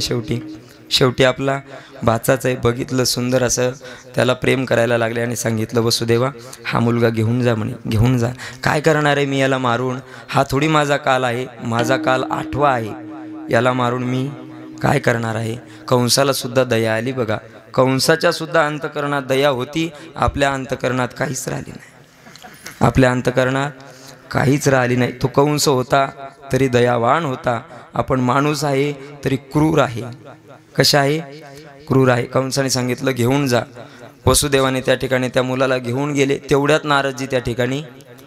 नारदजी आले. नारदजीने सांगितलं, कंसा, त्या बाळाला तू का बरं वापस पाठवलं? म्हणे, गुरुवर, 8वा गर्भ मला मारणार आहे, 8वा गर्भ मला मारणार आहे, या पहिल्याला मारून मी काय करू? नारदजीने त्या ठिकाणी 8 पाकळ्यांचं पुष्प कंसाच्या हातामध्ये दिलं आणि सांगितलं, ह्या पाकळ्या मोज बरं. कंसाने हातामध्ये ते फूल घेतलं आणि पाकळ्या मोजायला लागला बघा. 1 2 3 4 5 6 7 8. म्हटलं झाल्या 8? हो. थोडं फूल फिरवलं बघा, थोडं फूल फिरवलं. आता म्हटले आता मोज. जो 8वा आला होता तो पहिला, परत फूल फिरवलं. जो 7वा आला होता तो पहिला, परत फूल फिरवलं. जो 6वा आला होता तो पहिला, कंसा तुला कळलं का रे? म्हटले काय? म्हटले तो चतुर आहे. नुसता चतुर नाही, मग चतुरा तो शिरोमणी आहे.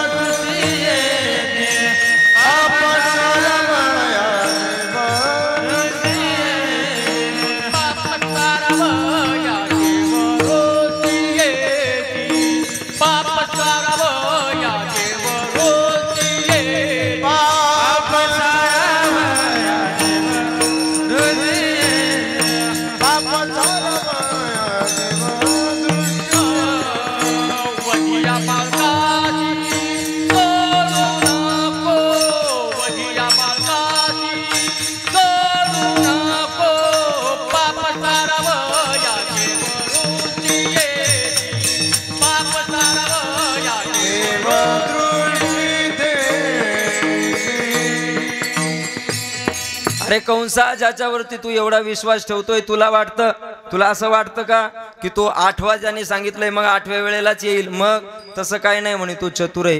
त्या बलीला फक्त 3 पावलं भूमी मागायला गेला होता, फक्त 3 पावलं भूमी मागायला गेला होता. त्याच्या सगळं सगळं घेऊन टाकलं.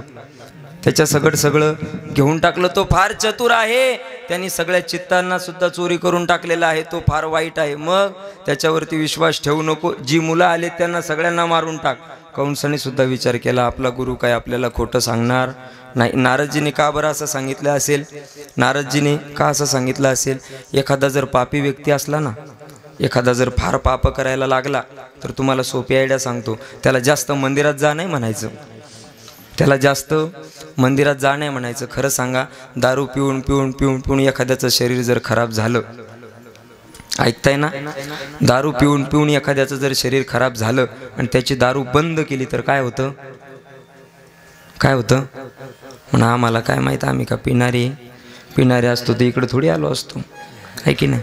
पण ऐकलं तर असेल ना, एखादा नित्य दारू पिणारा आणि त्याची जर दारू बंद केली तर तो बंद पडतो. काय होतो?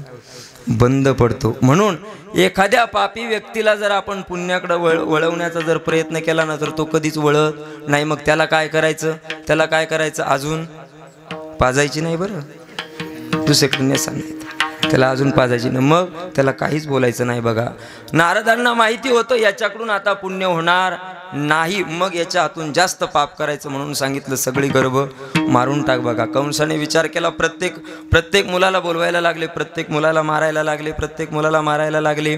पहिला गर्भ मारला, दुसरा गर्भ मारला, तिसरा मारला, चौथा मारला, 7वा गर्भ त्या ठिकाणी भगवान परमात्म्याच्या योग मायेने रोहिणी मातेच्या गर्भामध्ये पाठवला आणि 8वा गर्भ भगवान परमात्म्याचा देवकी मातेने धारण केला. आणि परमात्म्याचा गर्भ धारण झाल्या सगळीकडे त्या ठिकाणी सर्व काल सुखावह, सगळ्यांना आनंद व्हायला लागला. सगळेजण आनंद साजरा करायला लागले.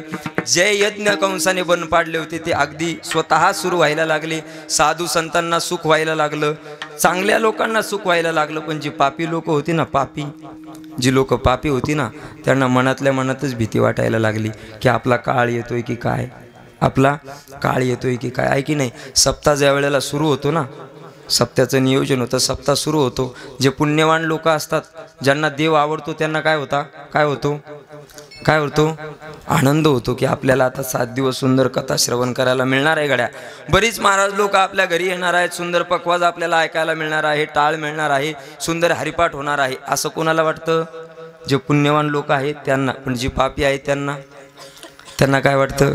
आले बाबा डोकं खाणारे, आता काय हे 7 दिवस आपल्याला सुसू देत. आता सकाळी उठलं की काकडा, दुपारी कथा, संध्याकाळी हरिपाठ, रात्री कीर्तन, हे झोपू देत नाहीत आणि आपल्यालाही झोपू देत नाही. तर टाळकुटी काय म्हणतात? टाळकुटी काय म्हणतात? आपल्याला टाळकुटे म्हणतात. अगदी तसंच असतं आई.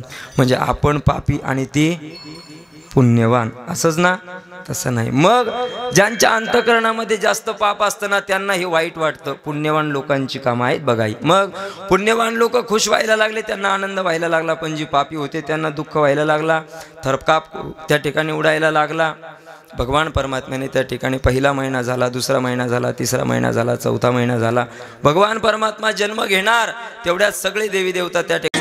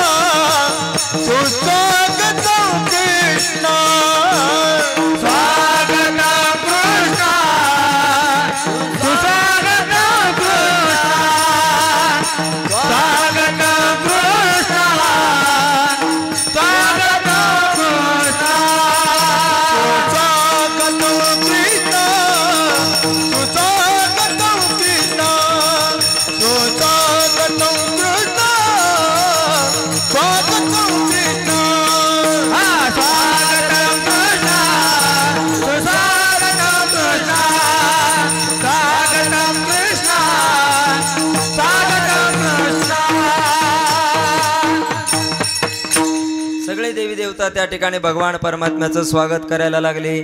सत्यव्रतम सत्यपरम त्रिसत्यम सत्यस्य योनिम निहितम च सत्यम सत्यस्य सत्यनित सत्यनेत्रम सत्यात्मकम त्वाम शरणम प्रपन्ना.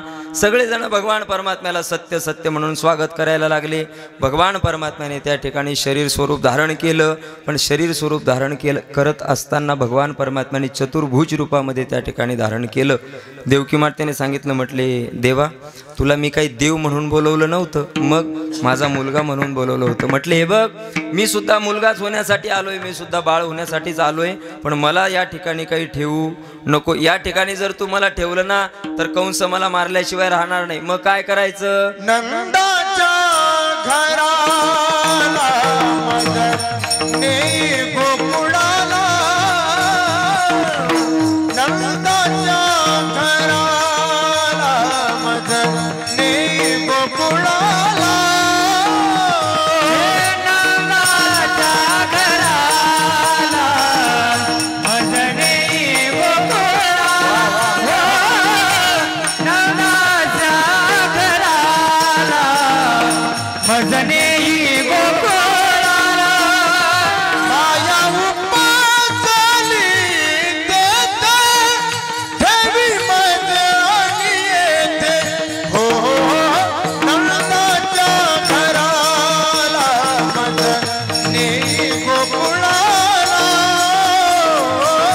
नंदाच्या घराला मदने गोकुळाला, हे नंदाच्या घराला मदने गोकुळाला, नंदाच्या घराला मदने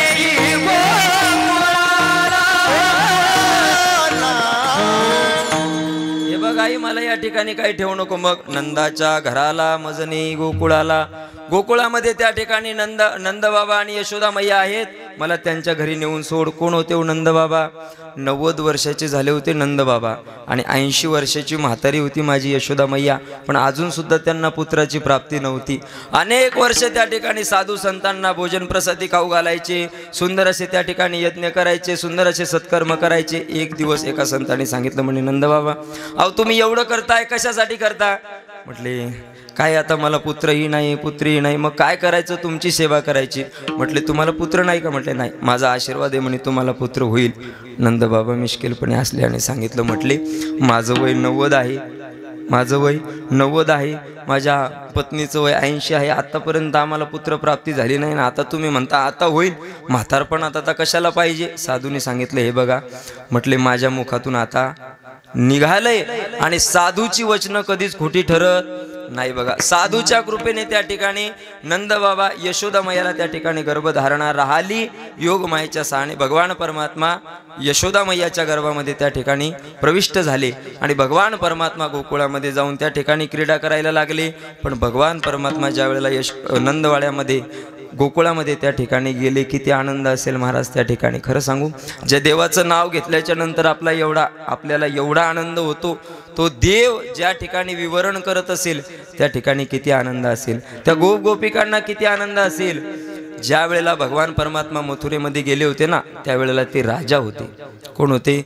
राजा होते. ज्या वेळेला ते द्वारकेला गेले त्यावेळेला ते द्वारकाधीश झाले. पण जोपर्यंत ते गोकुळ वृंदावनामध्ये होते ना, त्यावेळेला ते सगळ्यांचा मुलगा म्हणून राहत होते बघा. एवढा आनंद भगवान श्रीकृष्ण जरी यशोदेचा असला, देव जरी नंदबाबाचा असला, तरी सगळ्यांना वाटायचा हा आपलाच आहे. अगदी सगळ्या 16 संस्कारापैकी प्रत्येक संस्कार त्या ठिकाणी अत्यंत उत्साहामध्ये सगळेजण साजरा करत होते बघा. कंस त्या ठिकाणी चिंता करायला लागला. कंस म्हणायला लागला की अरे बाबा, म्हटले माझा काळ जन्माला आलेला आहे, तो मला मारल्याशिवाय राहणार नाही. मग त्याने सगळ्यांची मीटिंग बोलवली, सगळ्या राक्षसांना बोलवलं आणि सांगितलं, म्हटलं हे बघा माझा काळ जन्माला आलेला आहे, पण तू नेमका कुठे आहे मला सुद्धा माहिती नाही. जो माझ्या काळाला मारेल ना त्याला मी माझं अर्ध राज्य देईल. तेवढ्यात त्या ठिकाणी त्याची मावशी आली. कोण आली? कृष्णाची मावशी आणि त्याची बहीण. कोण होती बहीण त्याची? बोला, तुम्हाला आखे चरित्र पाठ झाले, आखे कीर्तनकार उगाळून पेली, तरी तुम्ही असे बघता की कधी ऐकलंच नाही, ऐकी नाही. कोण होती? पुतना आली आणि सांगितलं, हे बघ दादा, मी काय यांना कशाला राज्य द्यायचं, मी मारते ना. म्हटले तू मारणार? कशी मारणार? आणि तू मारते आणि तुला बघितल्याच्या नंतर माणसं काय, मलाच भीती वाटते, तर बाळ कसं काय तुझ्या हातात येणार? म्हटले तू चिंता करू नको, मी मारते. म्हटले बरं ठीक आहे, कसं मारणार? म्हटले या 10 दिवसामध्ये जेवढेही मुलं जन्माला आले त्या सगळ्यांना मारून टाकेल आणि त्यामध्ये जो तुझा काळ आहे तो सुद्धा मेल्याशिवाय राहणार नाही. म्हटले ठीक आहे, हरकत नाही. ती पुतना त्या ठिकाणी निघाली, पण अतिशय विक्राळ असणारी पुतनेनं सुंदर रूप धारण केलं आणि सुंदर रूप धारण करत हसत डुलत त्या गोकुळामध्ये प्रवेश केला. जी लोक होती ना मोठी मोठी, ती विचार करायला लागली, ही स्त्री नेमकी नवीन कोण आहे? ही इकडं तिकडं बघून चालायला लागली आहे, डोक्यावर पदर नाही, त्याच्याकडे बघून हसायला लागली. नक्की ही स्त्री कुलवान नसेल म्हटले. सगळेजण बघायला लागले. पुतना नंदबाबाच्या वाड्याजवळ गेली आणि म्हणायला लागली, ए यशोदा बाहेर ये ना. यशोदा मैया बाहेर आली. सांगितलं कोण आहे? म्हणे मला ओळखलं नाही का? म्हणे नाही. कोण? म्हणे मी तुझी बहीण आहे. माझी बहीण आहे? माझी बहीण मला कसं काय नाही? म्हणे फार दूरची आहे. असं का? म्हणे मी ऐकलंय तुला मुलगा झालाय, त्याच्या भेटी करता मी आले. म्हटले ठीक आहे, काय हरकत नाहीये, पण तो नेमका झोपलाय, त्याला थोडं झोपू दे. देवाने ऐकलं आणि देवानं सांगितलं, आपलं पहिलंच गिऱ्हाईक वापस पाठवायला लागलं. पहिलंच गिऱ्हाईक आहे आणि हिने असं वापस पाठवलं तर आपला कारभार कसा चालला? तेवढ्यात भगवान परमात्मा रडायला लागले. पुतनेने ऐकलं, बघ म्हणे काय खोटं बोलते, तो काय झोपलेला आहे का? जागीच तर आहे, आण त्याला, आण.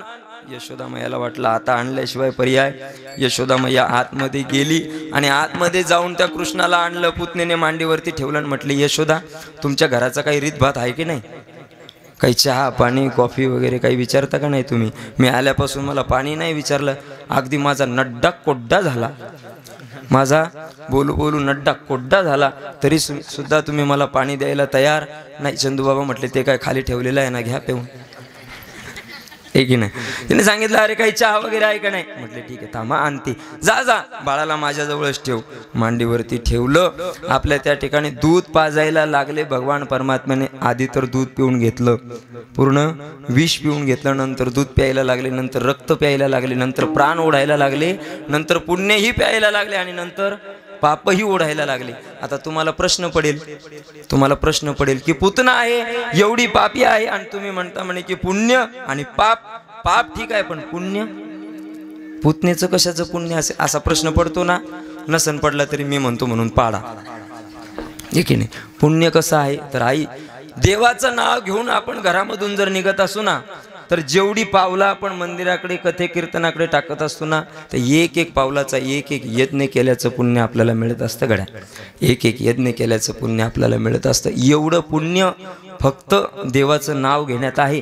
म्हणून कधीतरी घेत जा, म्हणून कधीतरी घेत जा. बघा त्या पुटणेचा सुद्धा त्या ठिकाणी भगवान परमात्म्याने उद्धार केला. किती दयाळू होता माझा देव.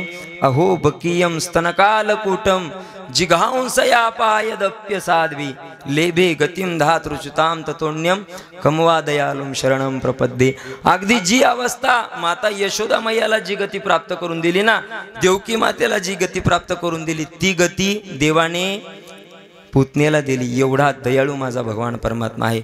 भगवान परमात्मा अगदी मोठे मोठे मोठे मोठे व्हायला लागले आणि मोठे होत असताना 4 वर्ष त्या ठिकाणी गेले. आणि 4 वर्षाच्या नंतर त्यांनी ठरवलं, म्हटले माझ्या बाळावरती फार राक्षस वार करायला लागले, मग आम्ही वृंदावनाला निघून जाऊ.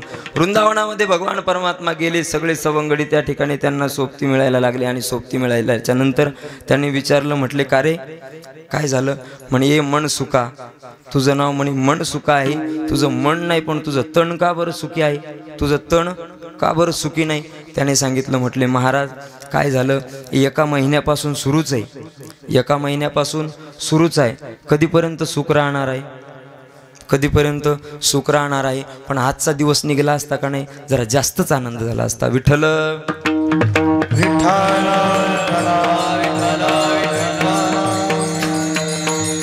म्हटले मन सुका, अरे तुला काय खायला भेटत नाही काय? तू एवढा का वाळून चाललाय? त्याने सांगितलं, अरे तू राजाचा मुलगा आहे म्हणे, तुला काय खाण्याची कमी आहे? मग तुला जेवढं पाहिजे तेवढं खायला. म्हटले मला आहे आणि तुम्हाला नाही काय? तुमच्या घरी गाया नाहीत का? म्हटले गाया आहे गड्या, पण तो कंस आहे ना, तो काय करतो, आमचं सगळं दूध तूप त्याच्याकडे त्याच्या नगरीमध्ये घेऊन जातो, मग आम्हाला खायला काही मिळत नाही. देवानं सांगितलं असं का? म्हटले ठीक आहे, मग आपण काहीतरी आयडिया करू. देवाने सांगितलं, बघा म्हटले जब घी सीधी उंगली से ना निकले ना, तो थोडी उंगली तेडी करणी पडती. मग हे प्रेमाने देत नाहीत, मग आता चोरून आणावं लागेल. कसं आणावं लागेल? चोरून आणावं लागेल. मग चोरावं लागेल. पण चोरण्याच्या आधी काय करायचं? आधी थोडी प्रॅक्टिस करून घेऊ. आधी प्रॅक्टिस करून घेऊन. कुठं करायची प्रॅक्टिस? म्हटलं आपल्याच घरी करू, दुसऱ्याच्या नको. भगवान परमात्माने बघितलं, यशोदा मैया घराच्या बाहेर गेली आणि बाहेर गेल्याच्या नंतर भगवान परमात्मा हळूच आपल्या स्वयंपाक घरामध्ये घुसले. आणि घुसल्याच्या नंतर दूध तूप खायला लागले. काय करायला लागली? दूध तूप खायला लागले. आणि खात असताना मागे आरसा होता, मागे आरसा होता. आणि वळून बघितलं, बघितल्या त्या आरशात स्वतःलाच बघितलं आणि म्हणायला लागले, हे बघ म्हटले, तू कोणी असू दे. कुणाला बोलताय देव? कुणाला बोलतायत? स्वतःलाच बोलतायत. म्हणे बघू तू कोणी असू दे, म्हटले तू सुद्धा चोरी करायलाच या ठिकाणी आलाय, तू सुद्धा चोरी करायलाच या ठिकाणी आलाय. मी सुद्धा चोरी करायला आलो गड्या. तू कोणाला सांगू नको, मी सुद्धा कोणाला सांगत उगं झाकली मूठ 1.25 लाखाची. तू जर सांगितलं तर मला मार खावा लागेल आणि मी सांगितलं तर तुला मार खावा लागेल, त्यापेक्षा दोन्ही आपले. म्हटलं ठीक आहे, काय हरकत नाही. तेवढ्यात बोलत असताना यशोदा मैया आली आणि यशोदा मैयाने जोरात फटका मारला. कृष्णाने सांगितलं, मैया का मारलं मला? म्हणे अरे चोरी करायला. म्हणे नाही, मी नाही चोरी केली. काय कृष्णा खोटं बोलतो तू? बघ तुझ्या तोंडाला माखन लागलेला आहे आणि तू म्हणतो मी चोरी नाही केली. म्हणे मैया मी चोरी नाही केली. मग हा बघ, हा काळा आहे ना, हा काळा कलुटा, हा चोरी करायला आपल्या घरात आलाय. कोण? हे बघ ना, हा काळा, तो हाच काळा आहे. यशोदा मैया बघायला लागली, नक्की याच्या डोक्यावर परिणाम झाला का काय? म्हणे आरशाला बघून म्हणतो हा काळा चोरी करायला लागलाय. अरे कोण आहे तो? हा चोर आहे मैया, याला पकडण्याकरता मी आलो होतो, हा बघ चोर पकडलाय. म्हटले कृष्णा अरे तो चोर नाही, तो तू आहे. मी आहे? म्हटलं हो तो तूच आहे. मैया किती खोटं बोलते तू, मी एवढा खराब दिसतो का? म्हणे मी एवढा काळा दिसतो का? बघ ना माझ्याकडं, मी तर किती गोरा गोरा पान आहे. कसा आहे? गोरा पान आहे. तो किती काळा आहे. एवढा थोडी काळा मी दिसतो. मैया मला गोपिका पाहण्यासाठी सुद्धा तरसतात, एवढा गोड मी दिसतो, तू म्हणतो मी असा आहे. म्हटले कृष्णा अरे तो आरसा आहे रे, त्या आरशामध्ये स्वतःला दिसावं लागत असतं, दुसरं दिसत नाही. असं म्हटलं. मैयाने एवढं देवाला मारलं, एवढं मारलं की देवाने विचार केला. म्हटला बापा आता कुठेही जायचं पण घरात जायचं, घरी चोरी करायची, घरची चोरी काही परवडत नाही. मग देवाने विचार केला, म्हटले आता एक काम करू. देवाने मस्त चौर्य प्रसारक मंडळ निर्माण केलं. अख्ख्या आपल्या मित्रमंडळीला बोलवण्याने सांगितलं, म्हटलं हे बघा आपण काय करू, प्रत्येक गोपिकेच्या घरी जात जाऊ आणि माखण चोरी करून खात जाऊ. सगळ्यांनी सांगितलं. म्हटले ठीक आहे, आम्हाला भेटत नाही, तू चांगला आमच्या आता आम्हाला भेटला, आता छानपैकी आपण चोऱ्या करून खात जाऊ. सुंदर चोरी करायला लागले. पण खरं सांगू आई तुम्हाला, आपण देवाला चोर म्हणतो, आपण देवाला चोर म्हणतो, पण देव चोर नाही बरं. मग देव ते चोरी करत नाही. अरे ज्याच्या घरी 9 लाख गाया आहेत ना, तो काय तुमच्या दया तुपावर आहे का? तो तुमच्या दया तुपावर आहे का? नाही. मग देव चोरी करतो, पण कशाची? चित्ताची चोरी करतो. चित्त चोरी नंदाच्या नंदाने, तुका म्हणे करुण खोजे, हो तुका म्हणे करुण खोजे. चित्त चोरी नंदाच्या नंदाने, तुका म्हणे करुण खोजे, हो तुका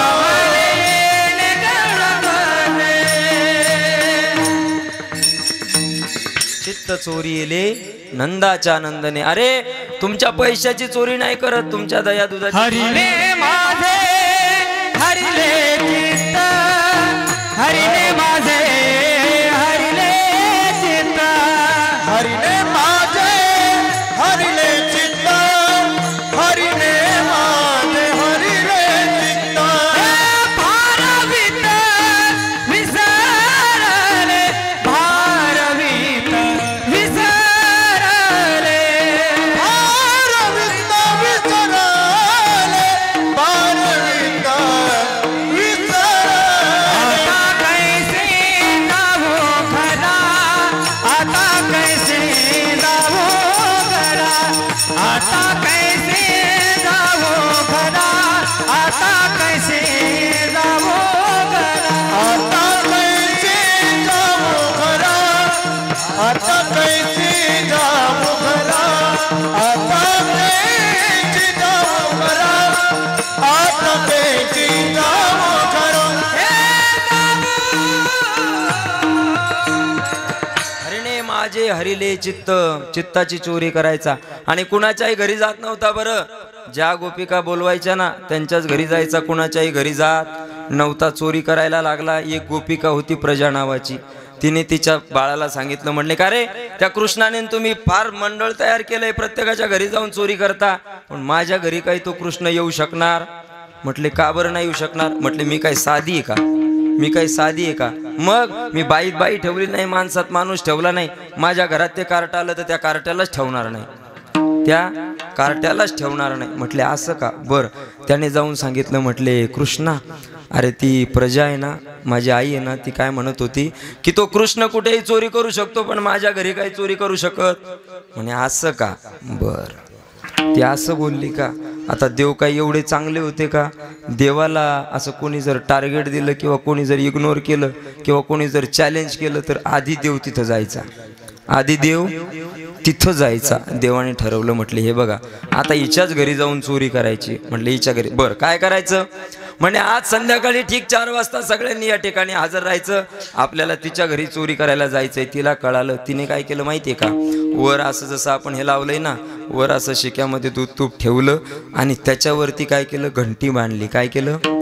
घंटी बांधली. आणि तिला वाटलं याने जर कदाचित याचा हात तिथपर्यंत जाणार नाही आणि गेलाच, याने जर त्या माठाला हात लावलाच तर घंटी वाजली की आपण पळत पळत यायचं आणि याला एवढं मारायचं की हा परत कुणाच्या घरी गेला पाहिजे नाही.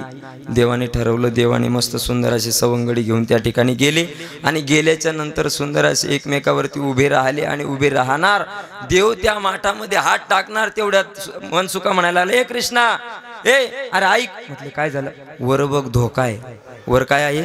धोका आहे. म्हटले काय वर? अरे वर बघ घंटी बांधली. असं का? म्हणे बर. आदेश दिला. म्हटले जोपर्यंत मी आदेश देत नाही तोपर्यंत वाजायचं.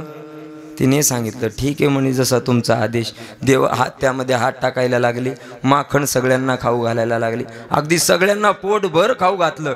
विचारलं हे झालं का? म्हणे आता सगळ्यांचं झालं. म्हणे बाबा आता आमचं पोट भरलं. म्हणे आता माझा नंबर, आता माझा नंबर.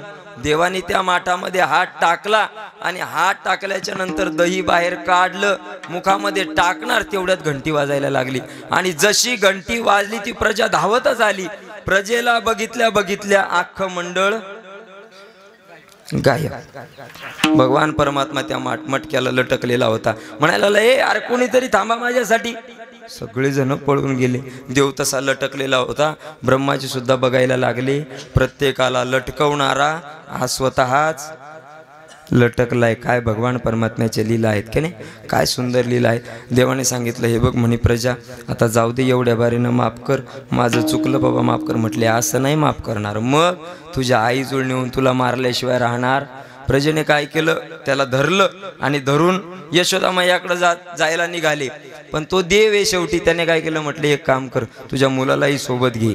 ते दोघं जण निघाले आणि निघत असताना म्हणायला लागला, प्रजा माझा हात फार दुखायला लागलाय रे, तुझा हात फार जड आहे, माझा हात जरा नाजूक आहे, जर हात बदल ना, हात बदल ना.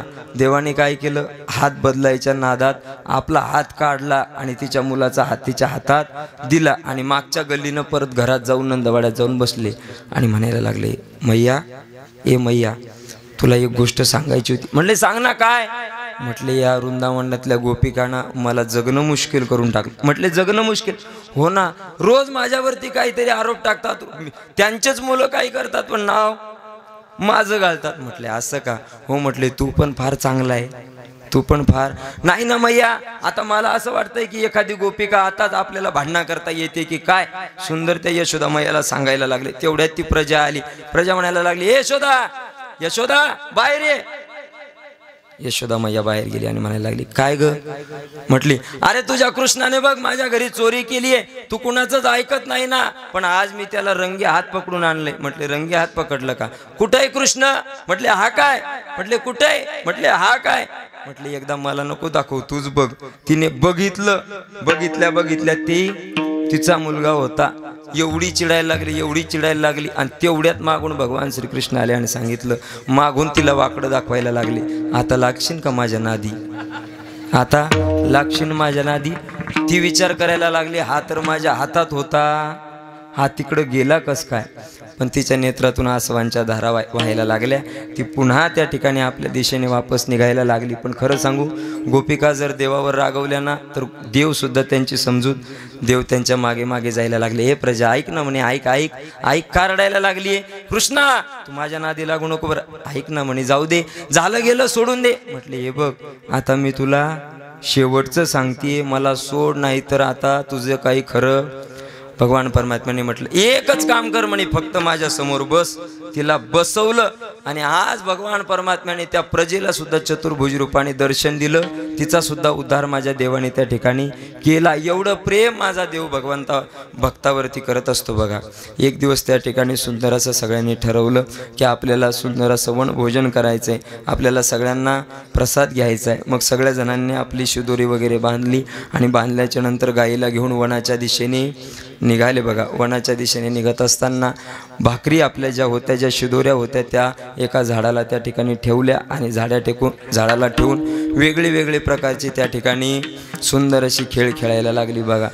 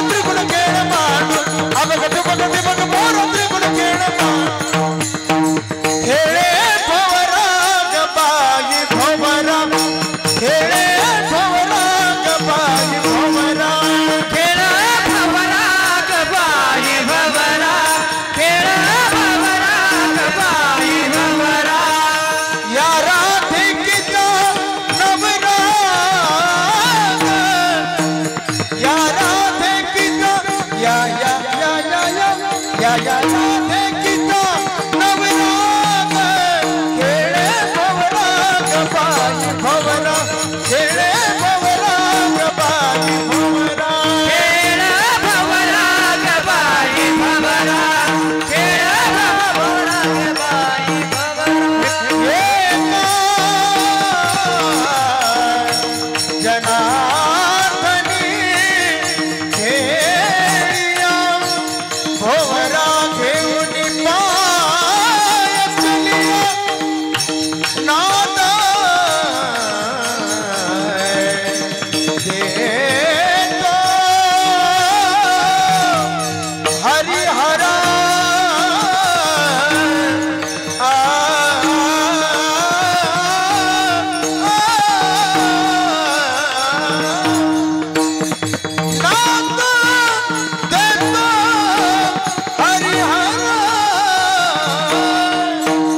या राधे गीता हे नवरा या राधे गीता नवरा नवरा नवरा हे भवराग बाई भवरा हे भवराग बाई भवरा बाई भवरा बाई भवरा अनेक प्रकारचे खेळ भगवान परमात्मा सगळ्या सवंगड्यासोबत त्या ठिकाणी खेळायला लागली. आता खेळून खेळून सगळी जण दमून गेली. जसे तुम्ही ऐकून ऐकून दमून गेली काय नाही, सगळेजण खेळून खेळून दमून गेली. आणि दमून गेल्याच्या नंतर सांगितलं, हे बघ म्हणे कृष्णा, आता खेळण्याचं बस झालं म्हणे. मग आता काय लागली, भूक लागली. मग देवाने सांगितलं म्हणे ठीक आहे, आणा म्हणे, ज्याने ज्याने जे जे आणलंय ना ते सगळं घेऊन या. अगदी सगळ्यांनी सोबत आणलेल्या शिदोऱ्या त्या ठिकाणी ठेवल्या. सगळ्या त्या शिदोऱ्या, त्या प्रसाद, ते जेवण त्या ठिकाणी एकत्रित केलं. पण मधुमंगल मात्र आपला डबा काही खोलायला तयार नव्हता. त्या डब्यामध्ये होतं 4-5 दिवसाचं ताक. देवाने बरोबर त्याच्याकडेच लक्ष दिलं. म्हटले का रे, तू का बरं टाकत नाही, काहीतरी विशेष आयटम आणलेला दिसतोय म्हणे, लपून लपून खायचा काय काय. देवाचं त्याच्याकडेच लक्ष होतं. देवाने सांगितलं, मधुमंगल तू काय आणलं बघू दे, त्या डब्यात काय आणलं बघू दे मला. त्याने सांगितलं, देवा अरे ते तुझ्या कामाचं नाही. त्याने काय केलं, तो डब्बा खोलला आणि डब्बा खोलून ते ताक पिलं. ते घोट घेतला तेवढ्यात देवाने सांगितलं, वे शांत हो. ते ताक त्याच्या तोंडातच होतं.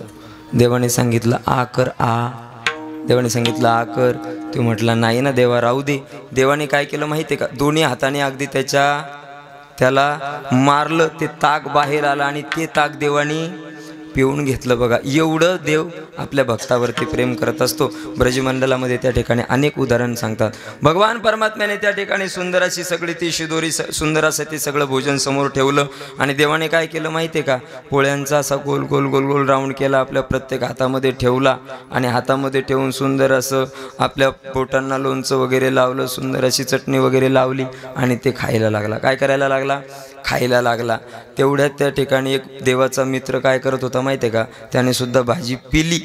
भाजी पिल्याच्या नंतर ती भाजी अशी हातावर यायला लागली. ती भाजी हातावर यायला लागली. आणि हातावर आलेली भाजी देव चाटायला लागला.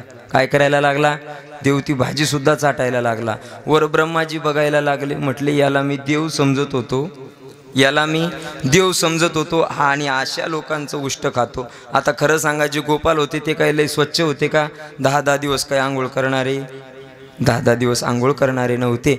ज्यांच्या तोंडातलं ताक देवाने पिलं, तो रोज ब्रश करत असेल का नाही, रोज ब्रश करत असेल. पण प्रीती तहा पर्दा नाही, और पर्दा तहा प्रीती. जिथं प्रेम असताना तिथं स्वच्छताही पाहत नाहीत, लहान मोठं सुद्धा पाहत नाहीत. आणि देव आपल्या भक्तांवरती एवढं प्रेम करत असतो. बघा, सुंदर असा त्या ठिकाणी प्रसाद तो सगळेजण सेवन करायला लागले. अगदी तद्वत प्रसाद आपल्या सगळ्यांना सुंदर असा प्रसाद ग्रहण करायचा आहे.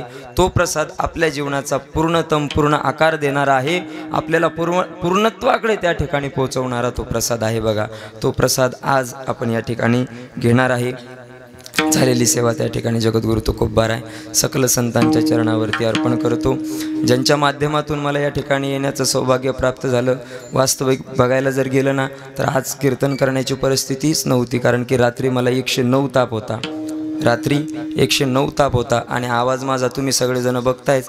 पण मला माहिती आहे तुम्ही माझं कीर्तन ऐकायला आलेच नाही, माझं कीर्तन ऐकायला आलेच नाही. मग फक्त तुमचा मित्र आहे, तुमचा मुलगा आहे, फक्त उभा कसा राहतो एवढंच बघण्याकरता तुम्ही मला या ठिकाणी आलेले आहात. म्हणून झालेली सेवा तुमच्या अगदी सगळ्यांच्या चरणावरती मी समर्पित करतो. आमचे खरंच गेली 5 दिवस झाले मी बघतोय बघा. त्यांनी मला सांगितलं, म्हटले महाराज माझं नाव घेऊ नका, पण आता मला काही जमणारच नाही. खरं सांगू का, या सप्त्याकरता ज्यांचे अथक परिश्रम आहेत असे आमचे साळू काका आहेत आणि आमच्या आई आहेत. खरंच काल तर मला एवढं रडायला आलं की अगदी दोघं जण तन मन धनाने अगदी सर्वस्व अर्पण करून या कार्यक्रमासाठी झटत आहेत. कोणासाठी? तुमच्या आमच्या करता आहेत ना. सोहळा झाला, कीर्तन झाली, कथा झाला, हा आनंद त्या दोघांनाच झाला का फक्त? त्यांनी हेडफोन देऊन घालून ऐकलं का कानात? नाही ना. मग हे साऊंड लावले कशासाठी? तुमच्या आनंदाकरता. म्हणून खरंच त्यांचे द्यावे तेवढे धन्यवाद कमी आहेत. त्या दोघांच्याही चरणावर मी दंडवत प्रणाम करतो. ज्यांच्या माध्यमातून मला या ठिकाणी येण्याचं भाग्य प्राप्त झालं असे आमचे चंदूबाबा आहेत, त्यांच्याही चरणावरती एकदा पुनश्च प्रणाम करतो. आमच्या ताई आहेत, त्यांच्याही चरणावरती दंडवत प्रणाम. आमचे माधव बाबा आहेत. बाबा तुम्ही मला सांभाळून घेतलं चांगलं, इथून पुढे असंच सांभाळून घ्या. तसं प्रत्येक कीर्तनात काय माझा आवाज बसणार नाही, ठीक नाही, तरीसुद्धा तुम्ही मला सांभाळून घ्या. आमचे नामदेव बाबा आहेत, त्यांच्याही चरणावरती दंडवत प्रणाम. आमचे सीताराम बाबा आहेत, त्यांच्याही चरणावरती दंडवत प्रणाम. आमच्या सगळ्या भगिनी आहेत, त्यांच्याही आता काय आपलं रोजचंच आहे की नाही, आपलं रोजचंच आहे, त्यांना पाठ झाले कीर्तनं सगळे, अगदी त्यांच्याही चरणावरती सगळ्यांच्या चरणावरती प्रणाम. आमचा रवी भाऊ आहे, अगदी कार्यक्रम घेण्या अगोदरपासून जो सतत मला फोन करतो, महाराज तुमचा कार्यक्रम घेतला आहे बरं का. खरंच त्यांचेसुद्धा फार परिश्रम आहेत बरं. माझा भाऊच आहे तो महाराज. आता तुमच्या पुढं रवी भाऊ म्हणावं लागतं, नाहीतर आम्ही एकमेकाला काय म्हणतो विचारा. मदत कधीतरी भेटा मग सांगेन. खरंच माझा भाऊ आहे, फार प्रेम करतो माझ्यावरती. इकडे आमचा गणेशदादा आहे, सनी आहे, फार जीवाला जीव देणारी लोक आहेत. आमची चोपदार आहेत, सगळेजण आहेत. आज सुंदर अशी शूटिंगसुद्धा आमच्या दादाने गेली, गजर मुक्ताईचं आहे ना. दादांचेही खूप खूप धन्यवाद व्यक्त करतो. आमचे विनेकरी बाबापासून तर सगळे, आणि सर्वात महत्त्वाचे म्हणजे आमचे ओम भाऊ, त्यांचं तर रोजच मी आभार व्यक्त करायला लागलो, पण त्यांनी एकदासुद्धा मला थँक्यू नाही म्हटलं. हो, कधीतरी तुम्ही थँक्यू म्हणत जा. त्यांचेही खूप खूप धन्यवाद व्यक्त करतो. अगदी तुमच्या सगळ्यांच्या चरणावरती कोटी कोटी दंडवत प्रणाम. माझ्यासोबत आलेली आमची हिवऱ्याची सुद्धा मंडळी आहेत, त्यांच्याही चरणावरती प्रणाम आणि सेवेला पूर्णविराम. ज्ञानेश्वर माऊली, ज्ञानराज माऊली तुका.